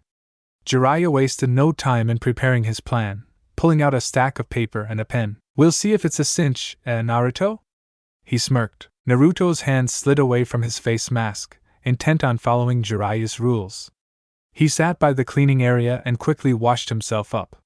He then jumped into the springs with a splash. Oops, gotta maintain Boxer-sama, he thought out aloud. He sat in the springs, trying to look composed, but due to his fussy nature, fiddled and splashed about a lot. Mao, that damn Erosenin's late. He's becoming like Kakashi, You got one too? Sakura asked Ino in front of the bathhouse. They had incidentally bumped into one another. The free bath ticket? Yeah, Ino said, looking at Sakura's one. You've got the same one too. Do you know who sent it? No idea, Sakura replied, staring at her ticket. It said free bath used from XX, XXXXXX. Specially reserved for you. A friend. At the sound of footsteps, they turned to see Hinata, Tenten, Tsunade, Kurenai, Shizun, and Anko approaching as well, also holding the same ticket. You too as well? Tsunade remarked. What a coincidence, Tenten remarked slyly. A bit too coincidental, perhaps Hinata started, playing with her hands. This is Naruto's way of saying sorry for yesterday. I guess that's possible, Tsunade thought to herself, then blushed slightly. Naruto? Sakura started. That guy? Ha! That'll be the day. Who cares why we got them? Anko said with a smirk. Let's go enjoy 'em. They walked in and headed for the ladies' side. Unknown to them outside, at the very same spot as he was in yesterday, was Jiraiya, glaring intently, this time bringing binoculars to better enjoy the show. But for once, and he hoped the only time in his lifetime, he wasn't there for the girls. Oh, great god of perversion, he prayed to his imaginary god. Please forgive me for this unsightly deed. overlooked that I didn't arrive for the girls. However, as he saw the girls walk in, his mind was completely disrupted once more. Then again, I think I can peek for a little while to keep you happy, oh great perverted one. Boxer-sama sat in the springs, the heat getting to him. He had waiting for 2 hours, and still Jiraiya hadn't shown up. He heard people entering on the other side, but couldn't care less, more worried about his temperature. Damn it, if I stay here for too long, I'm gonna get cooked, he panted. He tried to get up, but found himself unable to. Huh! He yanked again, but his backside felt like it was glued to the ground. Jiraiya, watching from a distance, held his hands together in concentration. Bear with my stick ass on floor, no jutsu for now, Naruto, he said, smiling. You'll be in heaven soon. I utterly refused to find the Japanese equivalent of this jutsu. Boxer-sama was starting to feel dizzy, his consciousness leaving him. Finally he could take no more, and felt his eyes become heavy. He slowly passed out, sliding under the water like a dead fish, bubbles gurgling after him. Finally, Jiraiya exclaimed. He released his hands, breaking the seal he had placed on the hot springs floor. Forming more seals, he once more returned his hands together, using a technique he invented for research purposes. Hot spring divider breaker no jutsu. I utterly refused to try and find a Japanese equivalent of this also. In a flash of chakra, the dividing wall on the springs shattered to nothingness, breaking the only barrier between the male and female side. The girls screamed in shock, covering themselves frantically. Only to find one person on the other side, and he was knocked out. That's. Ino stuttered in surprise. Boxer-sama, Sakura said in delight. They gathered over to his side, looking at him in surprise. Is he okay? He's unconscious. The heat must have got him, Tsunade diagnosed. She smirked. I guess I can finally find out who to blame for all my paperwork. She reached for his mask and gave it a tug, only to find it was stuck on, hard. She pulled harder, but it still didn't budge. She put all her strength into it, but to no avail. Forget that, Shizen said, trying to hide her feelings. He needs medical attention. Let's take him to my place. No, my place. My place. No, mine. He's not looking very good, Hinata said softly, noticing water flooded in his mouth. I think he's choking. My place. They continued to argue. Mine. Okay, that's it. We'll settle this with some janken. Rock, paper, scissors. Jiraiya was sweating heavily in the distance, holding his palms together once again. He had to hold it until he was sure Tsunade would stop trying to pull off Naruto's mask. Geez, that woman's too strong. She almost broke my technique with those devilish hands, he said with a sigh. You better appreciate this, Naruto. Boxer-sama awoke to find himself in a bed. It wasn't the hospital, which he judged from the ceiling. The breeze told him that his shirt had been taken off, but thankfully his boxers remained. He looked around, and found himself surrounded by very familiar girls and women. He quickly shut his eyes, calling on the fox's chakra once more before opening them again. Sakura, Ino, Hinata, Tenten, Anko, Kurenai, Shizen, and Tsunade too. He yelled in surprise, his eyes darting to each of them as he said their names, barely managing to hold his fake voice. Tsunade eyed him angrily. Gur, who are you? And how do you know our names? If only you hadn't sealed your mask with chakra, I'd have you. Boxer-sama felt around his face in relief. The mask was still there. He made to get up, but his body ached, causing him to moan in agony. The girls, other than Tsunade, grabbed him and lowered him down gently. You shouldn't move too much. You were burned pretty bad from the hot spring, Shizen said, with worry in her voice. She was overjoyed that she could wait on Boxer-sama like this. Do you need anything, perhaps a drink? I'll get you a drink, Tenten said, jumping up. Oh no! Ilgit it, Sakura said, running for the tap. Ino and Shizen also got up, squeezing into the doorway with them as they fought for the tap and glass. Ha, these kids, Kurenai said, giggling nervously, but she showed signs of wanting to get up and fight to get him a drink too, twitching and fidgeting. Apparently, meeting Boxer-sama this close, and noticing his toned, youth-filled body had gotten her heart racing for the one and only. Anko laughed out loud. Must be nice to have so many girls wanting to please you, huh? She taunted Boxer-sama with sharp eyes and a wise smile. Boxer-sama stared at her, then looked away, feeling she could see his red face. But you know, they're not the only ones who find you impressive, Anko said seductively, getting up and leaning over his face. I find strong men very attractive. Explains Orochimaru. Anko? You too? Kurenai said with surprise. Inside, she was dying to shove Anko away and jump on Boxer-sama herself. Boxer-sama pushed his head down in embarrassment, trying to stay away from her. She was suddenly pushed away by a barrage of 4 girls, all holding glasses of water. Keep away from him! They yelled. Hey, I can't help it if I've got the goods for him, Anko smiled, licking her lips. Like all strong men, I'm sure Boxer-sama likes them big. You're not the only one with big breasts, Kurenai said, clutching at her chest, and surprising all the others. Hey! Mine are big too! Shizen shouted without thinking. Tsunade looked at Shizen with a puckered mouth. Shizen, what are you getting all worked up for? Shizen froze in surprise. Well, Anko took this chance to throw herself onto Boxer-sama again, her chest squeezing into his face. Boxer-sama's face went red in surprise, feeling as though he was going to go unconscious again. Get off him! They yelled again, pulling her off. All hell broke loose as a massive and white cat fight ensued, filled with ninja techniques, nails, and the like. Tsunade had gotten up to try and calm everyone down, but after getting punched by a random fist decided to join the fray. Eventually someone used Mudpit no Jutsu, turning the room into one big wrestling ring, complete with muddy, beautiful girls tackling one another. Man's heaven on earth. Boxer-sama decided this would be a good chance to sneak off. But as he was about to reach the door, someone tapped him on the back. He spun around and saw Hinata, the only spectator of the fight, who was once again holding medicine for him. This will help for the burns. It's to say thank you for last week, she said shyly, looking down. Boxer-sama accepted it, smiling underneath his mask. Thanks again, Hinata, Boxer-sama said happily, Naruto almost losing his fake voice. You always seem to help me a lot at these times. Shouldn't have said that, Naruto thought to himself. Why do I keep screwing up, these times? Hinata repeated. She thought back to people she'd given medicine to before, and one special person stood out grandly. Are you? Before she could finish, Boxer-sama had darted out of the door, running away as fast as he could. Hinata stared at the door, then looked at her hand. Could it be? Naruto dashed back to Jiraiya's hut, ripping off his face mask. He saw Jiraiya sitting there, casually having a cup of tea. Jiraiya! What the hell was that about? Why didn't you show up? Naruto asked in anger. Calm down, Naruto. Everything went as I had hoped. He took a sip of his tea, then smirked at Naruto with perverted eyes. Did you enjoy their attention? Shut up. I'm not a pervert like you, Naruto yelled in defense.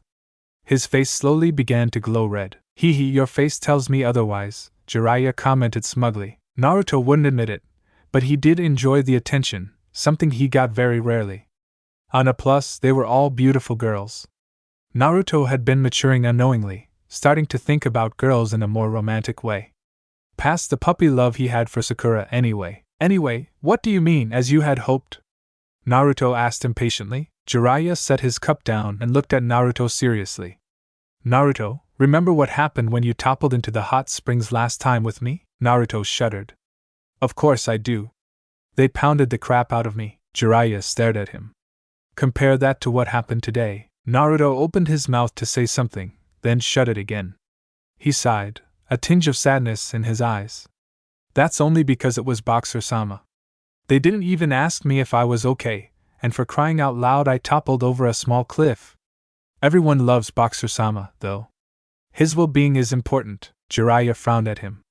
Isn't that the same as saying everyone loves you and cares for your well-being, Naruto? Naruto laughed out uncertainly. Of course not. Boxer-sama and I are totally different. Is that so? Jiraiya asked.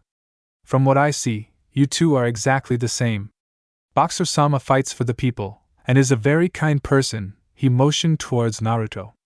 And deep down, you are the exact same. Boxer-sama is just Naruto with boxers on. Don't you get it? Naruto squinted at him. Get what? Jiraiya reached out and smacked Naruto across the head. Ow! What the hell was that for? Naruto asked, rubbing his head. You're an idiot, Jiraiya said in annoyance. It's harsh, but as Naruto, nobody will even give you a chance. But with Boxer-sama, you have an opportunity to make the name Uzumaki Naruto known. As Boxer-sama, you've finally got a chance to show everyone what you've got, and when you reveal who you really are, they'll have no choice but to accept that the person they've acknowledged is Uzumaki Naruto. That the person they've seen to be a strong, dependable person is you. Naruto squinted at Jiraiya. I don't get it. Jiraiya sighed and hit him again. Oh. Geez. Naruto whined. I'll spell it out for you, Naruto. Don't be ashamed of Boxer-sama, Jiraiya said with a smile. Because he's you. He smirked. He even looks like a clown, just like you. He added with a laugh. Shut up, Ero-sennin, Naruto said with a smirk, jumping on him. I don't care. I still think Boxer-sama is nothing compared to me. Wow, Ero-sennin set all this up, just for me. Even if I don't get it, Naruto thought to himself with a smile. Oh well. I think a little better of him now. Oh, by the way, you left the springs and broke one of my rules, so I've got to tell Tsunade, he exclaimed. Naruto stopped attacking, looking at him blankly. What? Naruto gasped in horror. I'm kidding. I'm kidding, Jiraiya bellowed. But you've got to do me another favor. Grr, I was wrong. This guy is bad. Very bad. Naruto yelled inside. What is it this time, Ero-sennin? Naruto asked. Jiraiya laughed rowdily, his face beet red, as he swung his mug in the air. Who? Yeah! He called out in intoxicated joy, as he watched the numerous Narutos in Y form, dancing to the song Whip It by Devo. They were dressed in kinky cowboy outfits, cracking their whips to the music. I hate you, you perverted old fart, Naruto growled, but his voice was drowned out by the music. Shikamaru's story. Shikamaru lay down on the roof, as he had always enjoyed doing, but something about today had thrown him off. It wasn't as relaxing as usual, and he realized it was because the streets were much louder today. He took a moment to listen in. So cool, saved Uchiha handsome boxers. Shikamaru's eyes rolled up in annoyance. What the hell is everyone so noisy about, he grumbled. It's pissing me off. Boxers, he thought, and seemed to vaguely recall hearing Ino talking enthusiastically about boxers. But he wasn't really paying attention to her at the time. Not that there ever was a time when he did. After trying for a few minutes, he finally gave in, the chatter constantly growing louder. With a groan, he headed back downstairs, where his family was at the table with newspapers. His mother, Yoshino, was pouring coffee into his father's cup, which was already filled to the top, the coffee spluttering everywhere. His dad didn't even notice when the coffee fell onto his crotch, steam sizzling from his pants. Ahem, guys, Shikamaru started. They continued to read, obviously engrossed in something. Hello? Oh, hello, sweetie, his mother replied, surprised. Didn't notice you there. No kidding, Shikamaru grumbled. What's wrong with you two? He asked, grabbing a packet of potato chips and sitting at the table, minding the coffee, which his mother was still pouring. Haven't you heard? Boxer-sama, dear. Boxer-sama. She squealed happily, turning the paper to show him. He's a mysterious Konoha super ninja.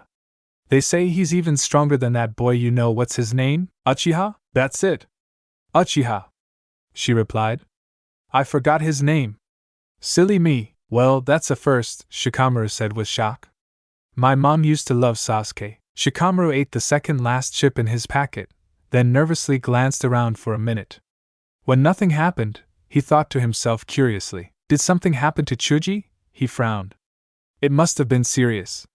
He didn't crash through my window for the last chip like he did last time. God, that was a messy affair. You know what, Shikamaru? His mother said with a smile. Oh no, Shikamaru thought to himself. She said that phrase? That phrase she uses when she's about to lecture me, he sighed. This would be a good chance to try that jutsu I've been practicing. As his mother was about to begin lecturing him, his hands moved at lightning speed, making seal after seal under the table. Trying his best to look as though he wasn't doing anything, he mumbled out of the side of his mouth, as he held his hands in position. Block out no jutsu, that Boxer-sama really is some guy. He's smart, and brave, and handsome. Don't you think he's handsome, son? Why, I bet he's a hit with all the ladies in town. My, even I'm starting to find him slightly attractive. And don't you dare say I'm too old. You know, Shikamaru, you should learn a thing or two from the great Boxer-sama. You've been lazing about too much. You know, I think you've been gaining a pound here and there. You should look at the sketches of Boxer-sama I've seen. He's so toned. Such a wide body on a young boy. It's a girl's dream come true. Why can't you be more like that, Shikamaru? You should be. Shikamaru stared at his mother, occasionally nodding. His jutsu wasn't working as well as he hoped, as his mother proved to be stronger than any jutsu that could stop her speeches. It wasn't completely useless, though. With the help of his technique, he managed to bring the ringing in his head to a chant of bitch, bitch, bitch. Whine, whine, whine. An hour later, Shikamaru gulped nervously, sweat trickling down his forehead. His mother was still going, the technique was dying, and the damn coffee was still pouring. Shikamaru would have used his high IQ to determine how the coffee could pour out of a container for a good hour, but all his brain power was issued to holding on to his technique as though his life depended on it. But even with his effort, words were beginning to break through. Boxer-sama workout Mato's new gym. Finally, Shikamaru could hold it no more. His hands broke apart, the words once more becoming clear.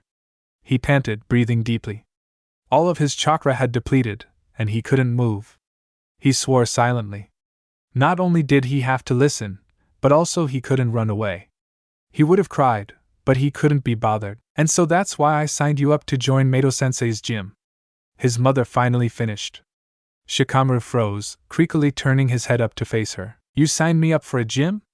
Mato-sensei Gai-sensei has a gym, he asked nervously. Weren't you listening to me? His mom said hotly.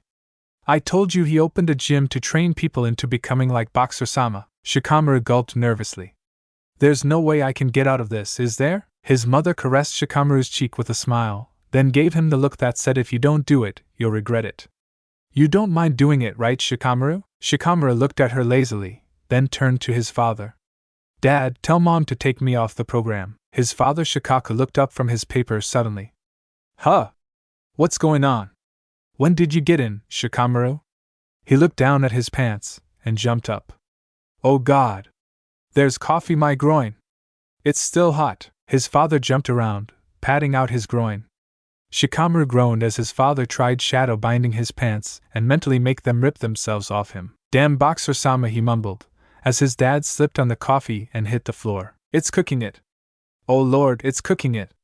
Shikaku groaned. Neji's story. Neji bowed silently in front of Hinata's father and head of the Hyugas, Hyuga Hayashi.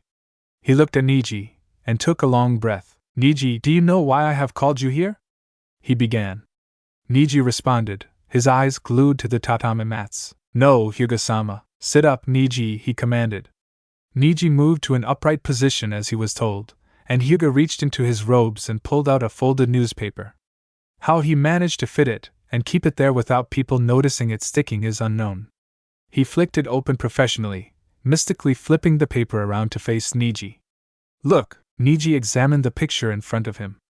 It was a flimsy drawing of Hyuga Hinata, his cousin, and Uchiha Sasuke sitting on the floor covered in injuries, and standing in front of them protectively was. Who is that? Neji asked. Hayashi almost fell over in surprise, but quickly composed himself. He sighed, speaking to Neji informally for a moment. Neji, don't you read the paper or anything? Or talk to people? Anything? Hayashi asked with a hint of desperation. It's a waste of time. I don't really care about what's going on, he replied with a straight face. Hayashi sighed, and decided not to delve into Neji's loner habits. This guy here, he pointed to the picture. The muscular one with boxer shorts on? Neji asked casually. Yes, the muscular one with boxer shorts. Yesterday, there was an incident that put my daughter Hinata in danger. This mystery man apparently saved her, he sighed. I'm still uncomfortable with the thought that someone as unsightly as this person has saved Hinata. You're saying that it should have been me, correct? Neji replied. He didn't show it, but inside he was slightly nervous, thinking he was going to be punished. And he knew that Hyuga punishments were severe. It's not that I don't believe in your abilities, Hayashi replied. But how to say, I believe that you can become so much more than you are now. What are you talking about? Neji asked, unable to see what Hayashi was saying. Suddenly, Hayashi had tears forming in his clear, white eyes, as he wiped them dramatically. It must be my fault, he cursed himself.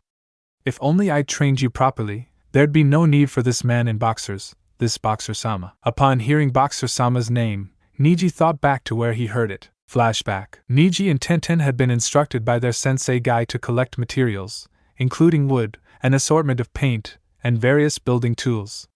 He had told them he had a super special nice guy idea. As expected, they had no idea whatsoever what he was planning to do. Neji, don't you think Boxer-sama is amazing?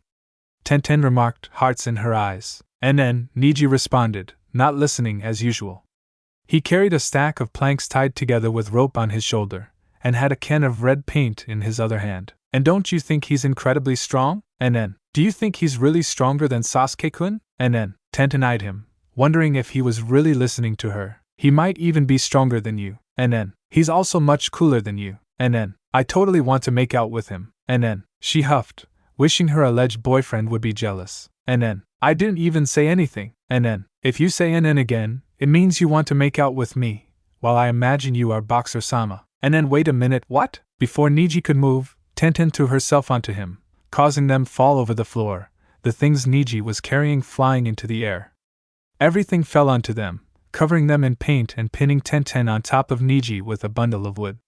Tenten eagerly tried to plant her lips onto his, but Neji desperately held her face away, her face squishing around into his hands. Bakakama!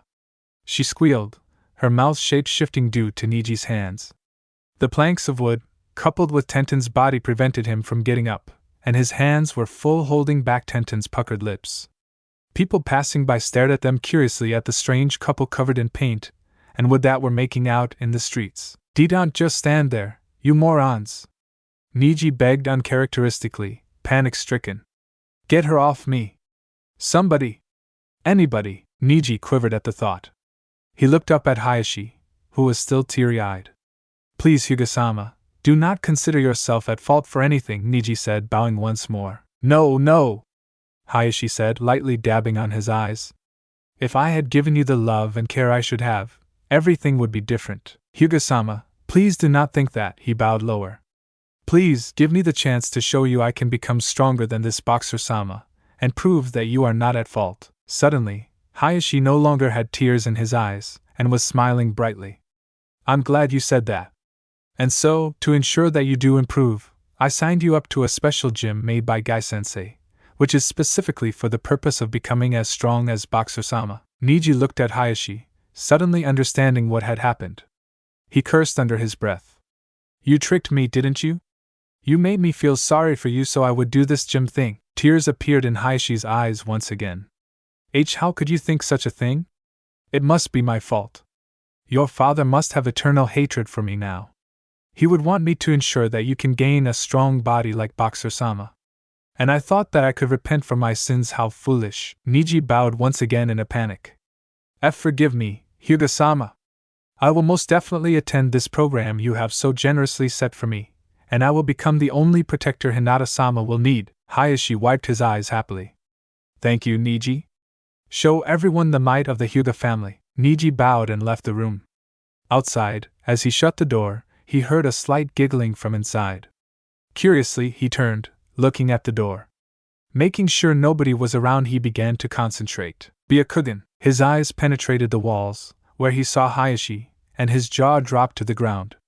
Hayashi sat there, giggling with one hand covering his mouth like a Japanese old lady, and waving cheekily with his other hand in Neji's direction, as if he knew that Neji was looking at him. He was waving a bottle in his hands, which was labeled eye drops. Neji burned in annoyance. Literally, Neji was so angry he caught on fire. The fire coupled with his freaky-looking eyes made him look quite intimidating. Damn you, Hayashi-sama, Neji twitched. And damn you, Boxer-sama, for making me look bad. I'll become stronger and defeat you. And then he glared evilly at Hayashi. I'm going to rub it in Hayashi-sama's face. Choji's story. Diet? Choji shouted in horror, feeling his heart stop as he heard his second most hated word. Now son, Choji's father, Akimichi Chusa scolded. We will not be having anyone in the Akimichi family to be fat. He glared at his mother and father. But you two are fat too, they glared back, then suddenly thwomped him on the head. We're big-boned. Big-boned, his mother continued. After we saw the picture of the great Boxer-sama, we realized that you have been gaining too much weight. I mean, have you seen that Boxer-sama's body? He seems so young, yet his body his mother drooled slightly. I could just gobble him up. Chusa and Choji shivered, wondering whether she meant that literally. Anyway, son, his father continued. Starting today, you're going to be eating on a strict program that we found for you. In fact, it was made by Guy, a program that will make you as fit and strong as Boxer-sama. Jigai-sensei made a program? Choji asked in surprise. Yep, and it even includes a daily gym session. You're going to be doing a lot of exercise every day from now on. Choji hyperventilated uncontrollably. He had heard the word that he hated even more than the word diet. Exercise. Choji suddenly screamed in horror, grabbing his face and staring upwards, feeling that he was losing his mind. If you thought that was exciting, just wait until you see your lunch, his mother said brightly, mistaking his scream of agony for one of joy. She placed a plate in front of him, and Choji looked down to see a single pea, a rice patty, and a strange vegetable he'd never seen before. He screamed and grasped his face again, this time running out of the house in fear. That's our Choji, Chusa remarked, putting his arm around his wife. He seems ecstatic about getting into shape. Chusa poked his head out the window, shouting to his son who was running into the distance. You can do it, son! And don't forget to thank Boxer-sama for making you exercise and diet. Guy looked up at his gym proudly, seeing a mighty Mato castle. Lee looked up at it grimly, seeing a shabbily made hut consisting of wood and nails. It didn't even have a floor. The only feature that stood out was Guy wearing heart-shaped boxers with a grin and a thumbs up. Guy-sensei, I've been meaning to tell you, Lee stammered. What is it, Lee, my most adorable student? He asked dramatically. Lee had tears streaming down his face. Guy-sensei. You're not being the Guy-sensei I know. The man I respected, the man that showed me the importance of the green suit. Where did he go, sensei? Where did he go? Guy stared at Lee stunned. He hadn't realized that Lee was going through a hard time. He became serious for a moment. Lee, it must have been strange for you not to see me in the great green suit, Guy said, tears beginning to form. Gee, Guy-sensei, Lee sniffled, snot leaking out of his nose, which went up and down as he constantly tried to suck it back in. You're right, Lee. I shouldn't have thrown off my green suit so dramatically, Guy said, grinning broadly. Lee looked up, a smile creeping into his face. Sensei. Does this mean? Yes, my lovely student, he yelled out, posing in his nice guy pose.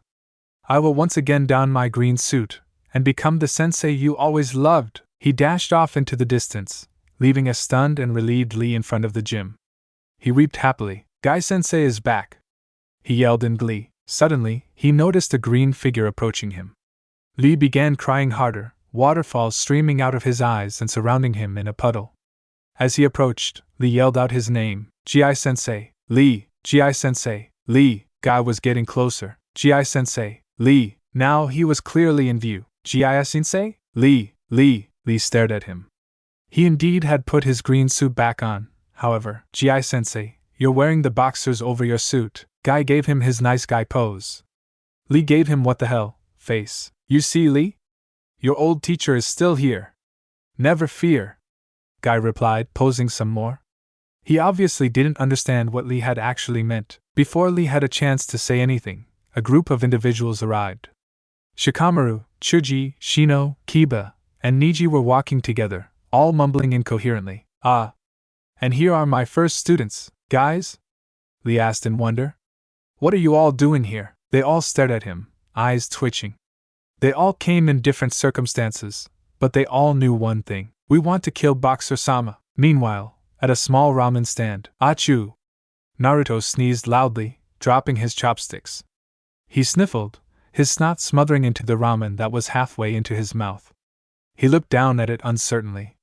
He reached into his pocket and removed his wallet and turned it upside down. Unsurprisingly, it was empty.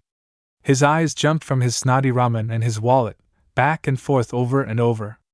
Naruto gulped nervously. Can't buy more, he mumbled through noodles, sending stray bits of snot and noodles onto the table. Oh well, he took one deep breath, then sucked in deeply, noodles, snot, and all entering his mouth. He swallowed down, flicking his lips in wonder. That didn't taste too bad. Look, I really don't care about this Boxy-sama guy, so please, let me go home. Kankuro moaned as his sister Tamari casually dragged him along the ground, a trail of dust following him. Gaara silently followed them, staring at the ground in boredom. It's Boxer-sama, not Boxy, And besides, Temari pointed into the distance, at a small speck. Konoha is right there. You want to go all the way back to the Tsunade here? You want to make that super long trek across the desert, on your own, with no food or… Okay. I get it. Geez, Kankura grumbled. He sighed, and turned to check on his little brother, Gaara. But why did you force Gaara to come along? Better yet, how? I'm sure he doesn't want to meet Bunker-sama too. It's Boxer-sama. I know, Banker-sama. Boxer-sama, that's what I said. Bogus-sama, you're an idiot. Just answer my question, Temari sighed, shrugging. Actually, Gaara just wanted to come. He didn't tell me why though. If anything, I tried to stop him, saying that the people of Konoha wouldn't be very welcoming of him.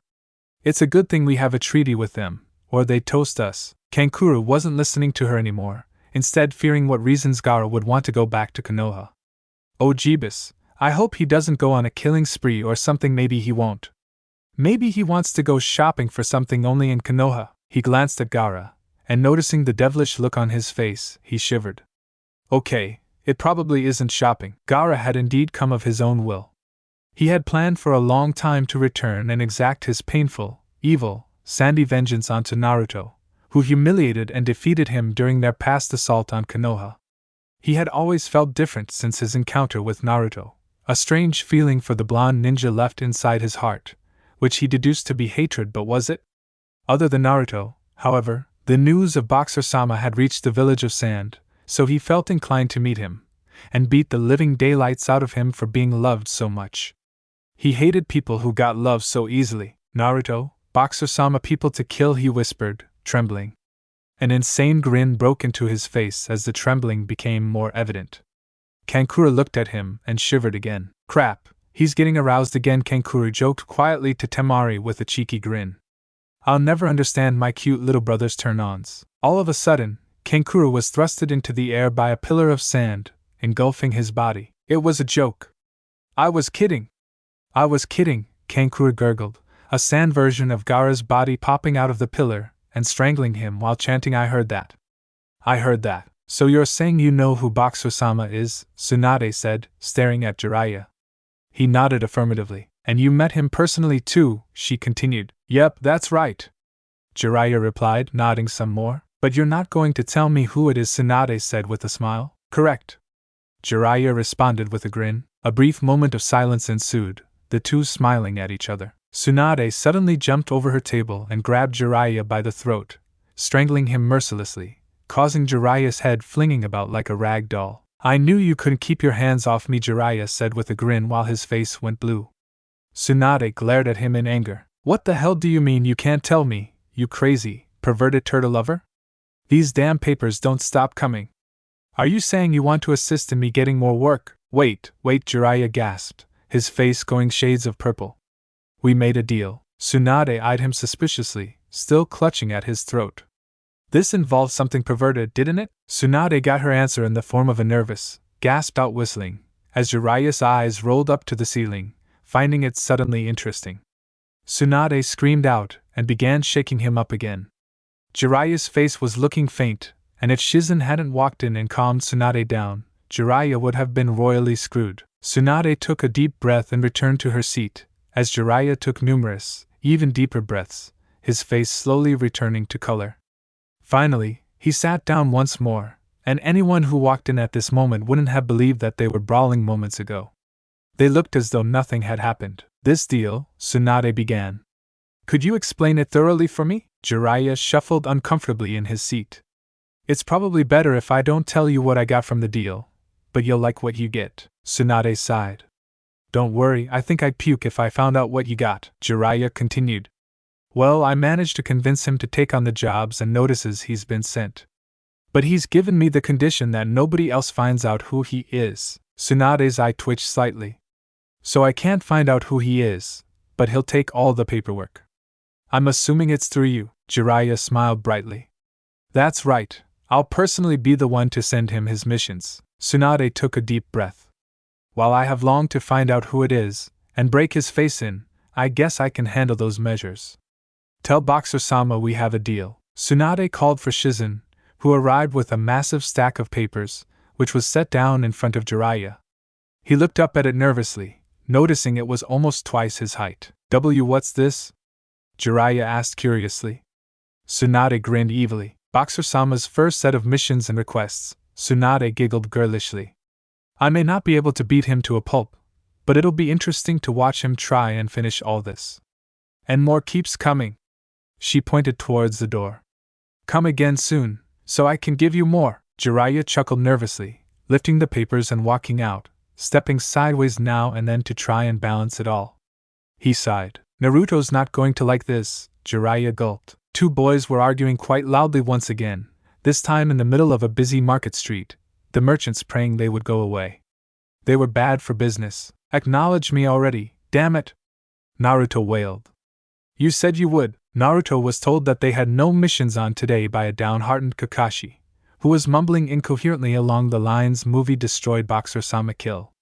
Naruto had nothing better to do, so decided to spend the day following Sasuke around to make him acknowledge that he was the greater ninja. I didn't say anything, Sasuke replied angrily.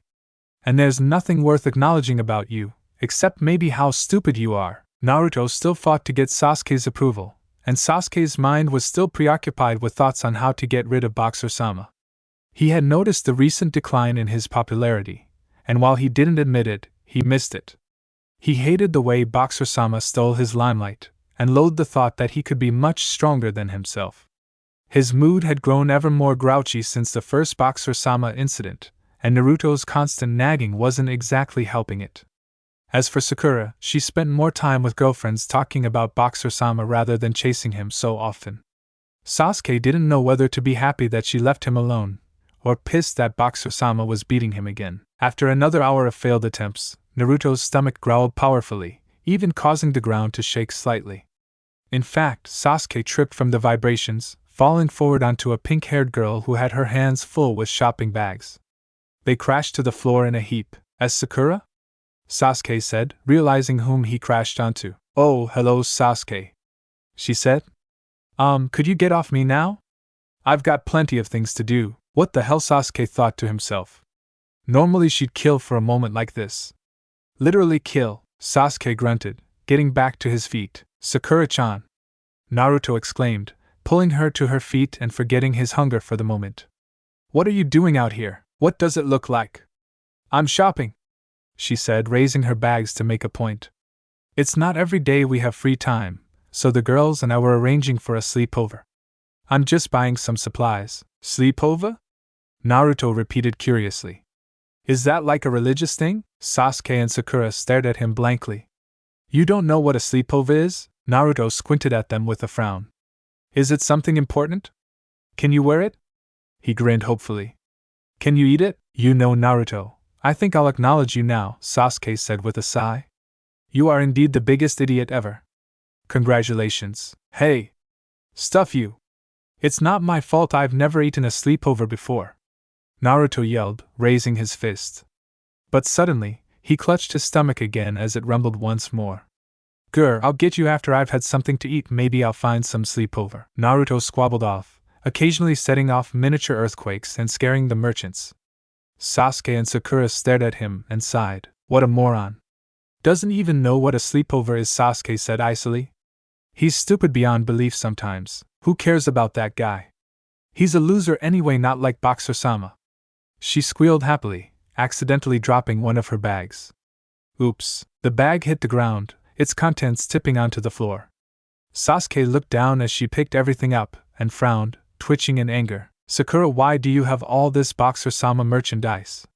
He asked, shaking in irritation. For the sleepover, remember? Sakura reminded him. We're going to dedicate it to Boxer-sama, so we're all going to wear boxer shorts and shirts and surround ourselves with Boxer-sama merchandise. Don't you think that's cool? Sasuke could feel himself burning up, and Sakura noticed steam pouring out of his ears and nose. Sasuke? Are you okay? You're steaming. I don't think it's normal for people to steam. Hey, I know. Use this Boxer-sama ice pack, she said, as she reached into one of her bags and pulled out an ice pack in the shape of a miniature Boxer-sama. It's like he's hugging your wounds. Ah! She squealed as she hugged her ice pack, instantly forgetting why she took it out to begin with. Had she looked for Sasuke, she'd have noticed that he had somehow melted the dirt under his feet with his incredibly high temperature, and had now sunk under the ground, his spiky, raven-haired head looking like a black shrub on the track, which was promptly run over by a rickshaw. Twice, Naruto raised his bowl of ramen, slobbering down the remaining soup loudly. He slammed it back down onto the table, sighing in satisfaction. "Sometimes, Naruto, you're just too easy to find," a familiar voice said, taking a seat by him. "Yo, Ero Senin. What the heck is that tower?" Naruto yelped in surprise, pointing at the stack of papers that Jiraiya had set by the ramen stand. The pile managed to pass the roof of the ramen stall with considerable ease. "Well," Jiraiya began, "I had to bargain with Tsunade so that she wouldn't rip me to pieces when I didn't tell her who you were. Remember when I said that she had loads of missions and stuff waiting for air?" He leant in and whispered. "Boxer-sama." Naruto looked at the stack of papers, then gulped nervously. "Are you serious? How the hell am I going to do that all on my own?" Jiraiya grinned cheekily, patting him on the back. "You want to be a Hokage, right? So this should be nothing for you. I'm going to take them back to my hut, so tonight I want you to come over and start finishing these missions." Naruto groaned, thinking of all the time he'd lose, all the things he loved doing that he wouldn't be able to. Which was mainly sleeping and eating for long periods of time. "Anyway, I'm off. Remember, tonight," Jiraiya said, picking up his stack once more and awkwardly swerving off for his hut. Naruto sighed anxiously. "Things couldn't possibly get worse," he said, then twitched. He looked around ominously. "Something bad is going to happen again, huh?" Naruto looked around for a moment, but couldn't find anything wrong. He turned back to his empty ramen bowl, laughing heartily. "I'm being paranoid." "That's it." "Hello?" A creepy voice appeared right behind him, breathing on his neck and causing a shiver to run up his spine. He swung around quickly, but lost his balance on the stool, crashing to the floor. Rubbing his back in pain, he looked up to see who it was and froze, his jaw falling to the floor. "Gaara!" Naruto yelled in shock, pointing up at him meticulously from the floor. "What the hell are you doing here? Remember, we have a treaty." "If you're trying to relax, kid," Kankura said calmly, standing behind Gaara. "We're not here to cause any trouble." "That's hard to believe," Naruto said, eyeing him suspiciously. "So why are you here then?" Kankura frowned in embarrassment, his cheeks flushing slightly. "Temari is dead set on meeting Baxter-sama, and she dragged me along with her." "That crazy girl," he whispered the last part under his breath. Naruto stared at him in surprise. "You mean Boxer-sama?" "Yeah, something like that." "Why, you guys at Tsunade have heard of Boxer-sama?" "Kid, everybody has heard of that creepy underwear freak. Personally, he seems like a total nut to me, this Box-sama," Kankura said with a shrug. "Boxer-sama," Naruto corrected. "Yeah, Bonker-sama." No. Boxer-sama, that's what I said." "Banger-sama, are you even listening to me?" Gaara was staring intently at Naruto, his eyes twitching now and then. He knew he wanted something from the blonde-haired ninja, and he had thought he wanted to fight him. But his body didn't want to. He looked at Naruto in confusion. "It should be no, has to be that I want to hurt him, so why can't I?" Gaara thought. It was a feeling he had not felt before, or at least a feeling he couldn't remember. Little did Gaara know that what he was feeling was a want for friendship. His icy cold heart recognized Naruto as someone who could relate to him and possibly accept him. However, to Gaara, the feeling was just his usual desire to fight and kill him. Naruto glared back at Gaara uncertainly, still lying on the floor. His stare was scaring him. "Oh, what's your problem?" he asked cautiously. Gaara tensed, trying to attack him, trying to violently decapitate his limbs and rip his face off with his teeth. But not even his sand wanted to attack. Gaara's eyes winced once again before he finally gave up, turning away and walking off without a word. "Gaara? Hey, where you going?" Kankura called as he chased after him. Naruto sat up on the ground, crossing his legs, watching them disappear into the distance. He frowned sourly. Why does it feel like things just became more complicated? Sakura, Ino, Tenten, and Hinata were all heading for Ino's place, the location of their sleepover. They were carrying bags full of Boxer-sama things, except of course for Hinata, who only brought her pajamas and sleeping needs. Except she also had a small hand-knitted doll she slept with, that resembled a blonde-haired kid in orange, but she chose to hide that deep in her bag. Everyone, except Hinata of course, was eagerly chattering away about Boxer-sama. Oh my gosh, when we helped him in the springs, did you girls cop a feel of his chest? Ino squealed cheekily. You didn't, Sakura said jealously. Ino stared at her, victory in her eyes. Oh, it felt fantastic. I'm so sorry that you didn't touch it, Sakura, she teased. Oh yeah? Tenten said, licking her lips lightly. I copped a feel of his, but while we were carrying him. The other girls stared at her, then lowered their heads in defeat. Hinata just listened quietly, but the thought of touching but led her mind to someone else. She saw herself caressing someone on his behind, as he grabbed her tightly, hugging her, and throwing her down to make out with her like a madman and proclaim his undying love for her. Hey, Hinata, what's up? The girls asked, staring at her. Your face is all red, and you're moaning slightly. Hinata suddenly woke up, shaking her hands in the air hurriedly. And then nothing. Sorry, she said, her face beet red. The girls shrugged, continuing their discussions of Boxer-sama. You're all talking about Boxer-sama, aren't you? A girl's voice said behind them. They turned around curiously, and shrieked in surprise. Why you? They all yelled, pointing at her. Except Hinata, who was edging herself slowly behind the others. Temari raised her hands in surrender. Don't worry, she said casually. I'm not here to cause trouble, I only want one thing. And what's that? They asked carefully. Temari suddenly whipped out a life-sized Boxer-sama pillow, and cuddled it with a Kia. From where she whipped it out is questionable. I want to meet Boxer-sama, she squealed girlishly, surprising all the others greatly. But what surprised them even more was, oh my gosh, you have the limited edition life-sized Boxer-sama pillow. Temari gave them the victory sign. I had to work like a dog to earn enough money in time, but I got it. The girls crowded around her, checking the pillow out excitedly. Except Hinata, who stood there in confusion. Wow, is the butt on this the same as the real one, Tenten? Let me have a feel and see. What? You've touched his butt before? No way, that's not all we did. In the end, Temari was invited to accompany them to their sleepover, to which she gladly agreed. They had found common ground in their infatuation with the boxer shorts super ninja. The sun was beginning to set, and they saw Ino's place up ahead. Okay. Let the party begin, they yelled as they cheered happily. Except Hinata, who made a shy yay noise, Boxer-sama stood gloomily in Jiraiya's hut, observing the pile of papers. He felt exhausted just looking at it. He wore the same headgear that Jiraiya had given him, along with his trusty heart-patterned boxers and white shirt. Okay, Boxer-sama.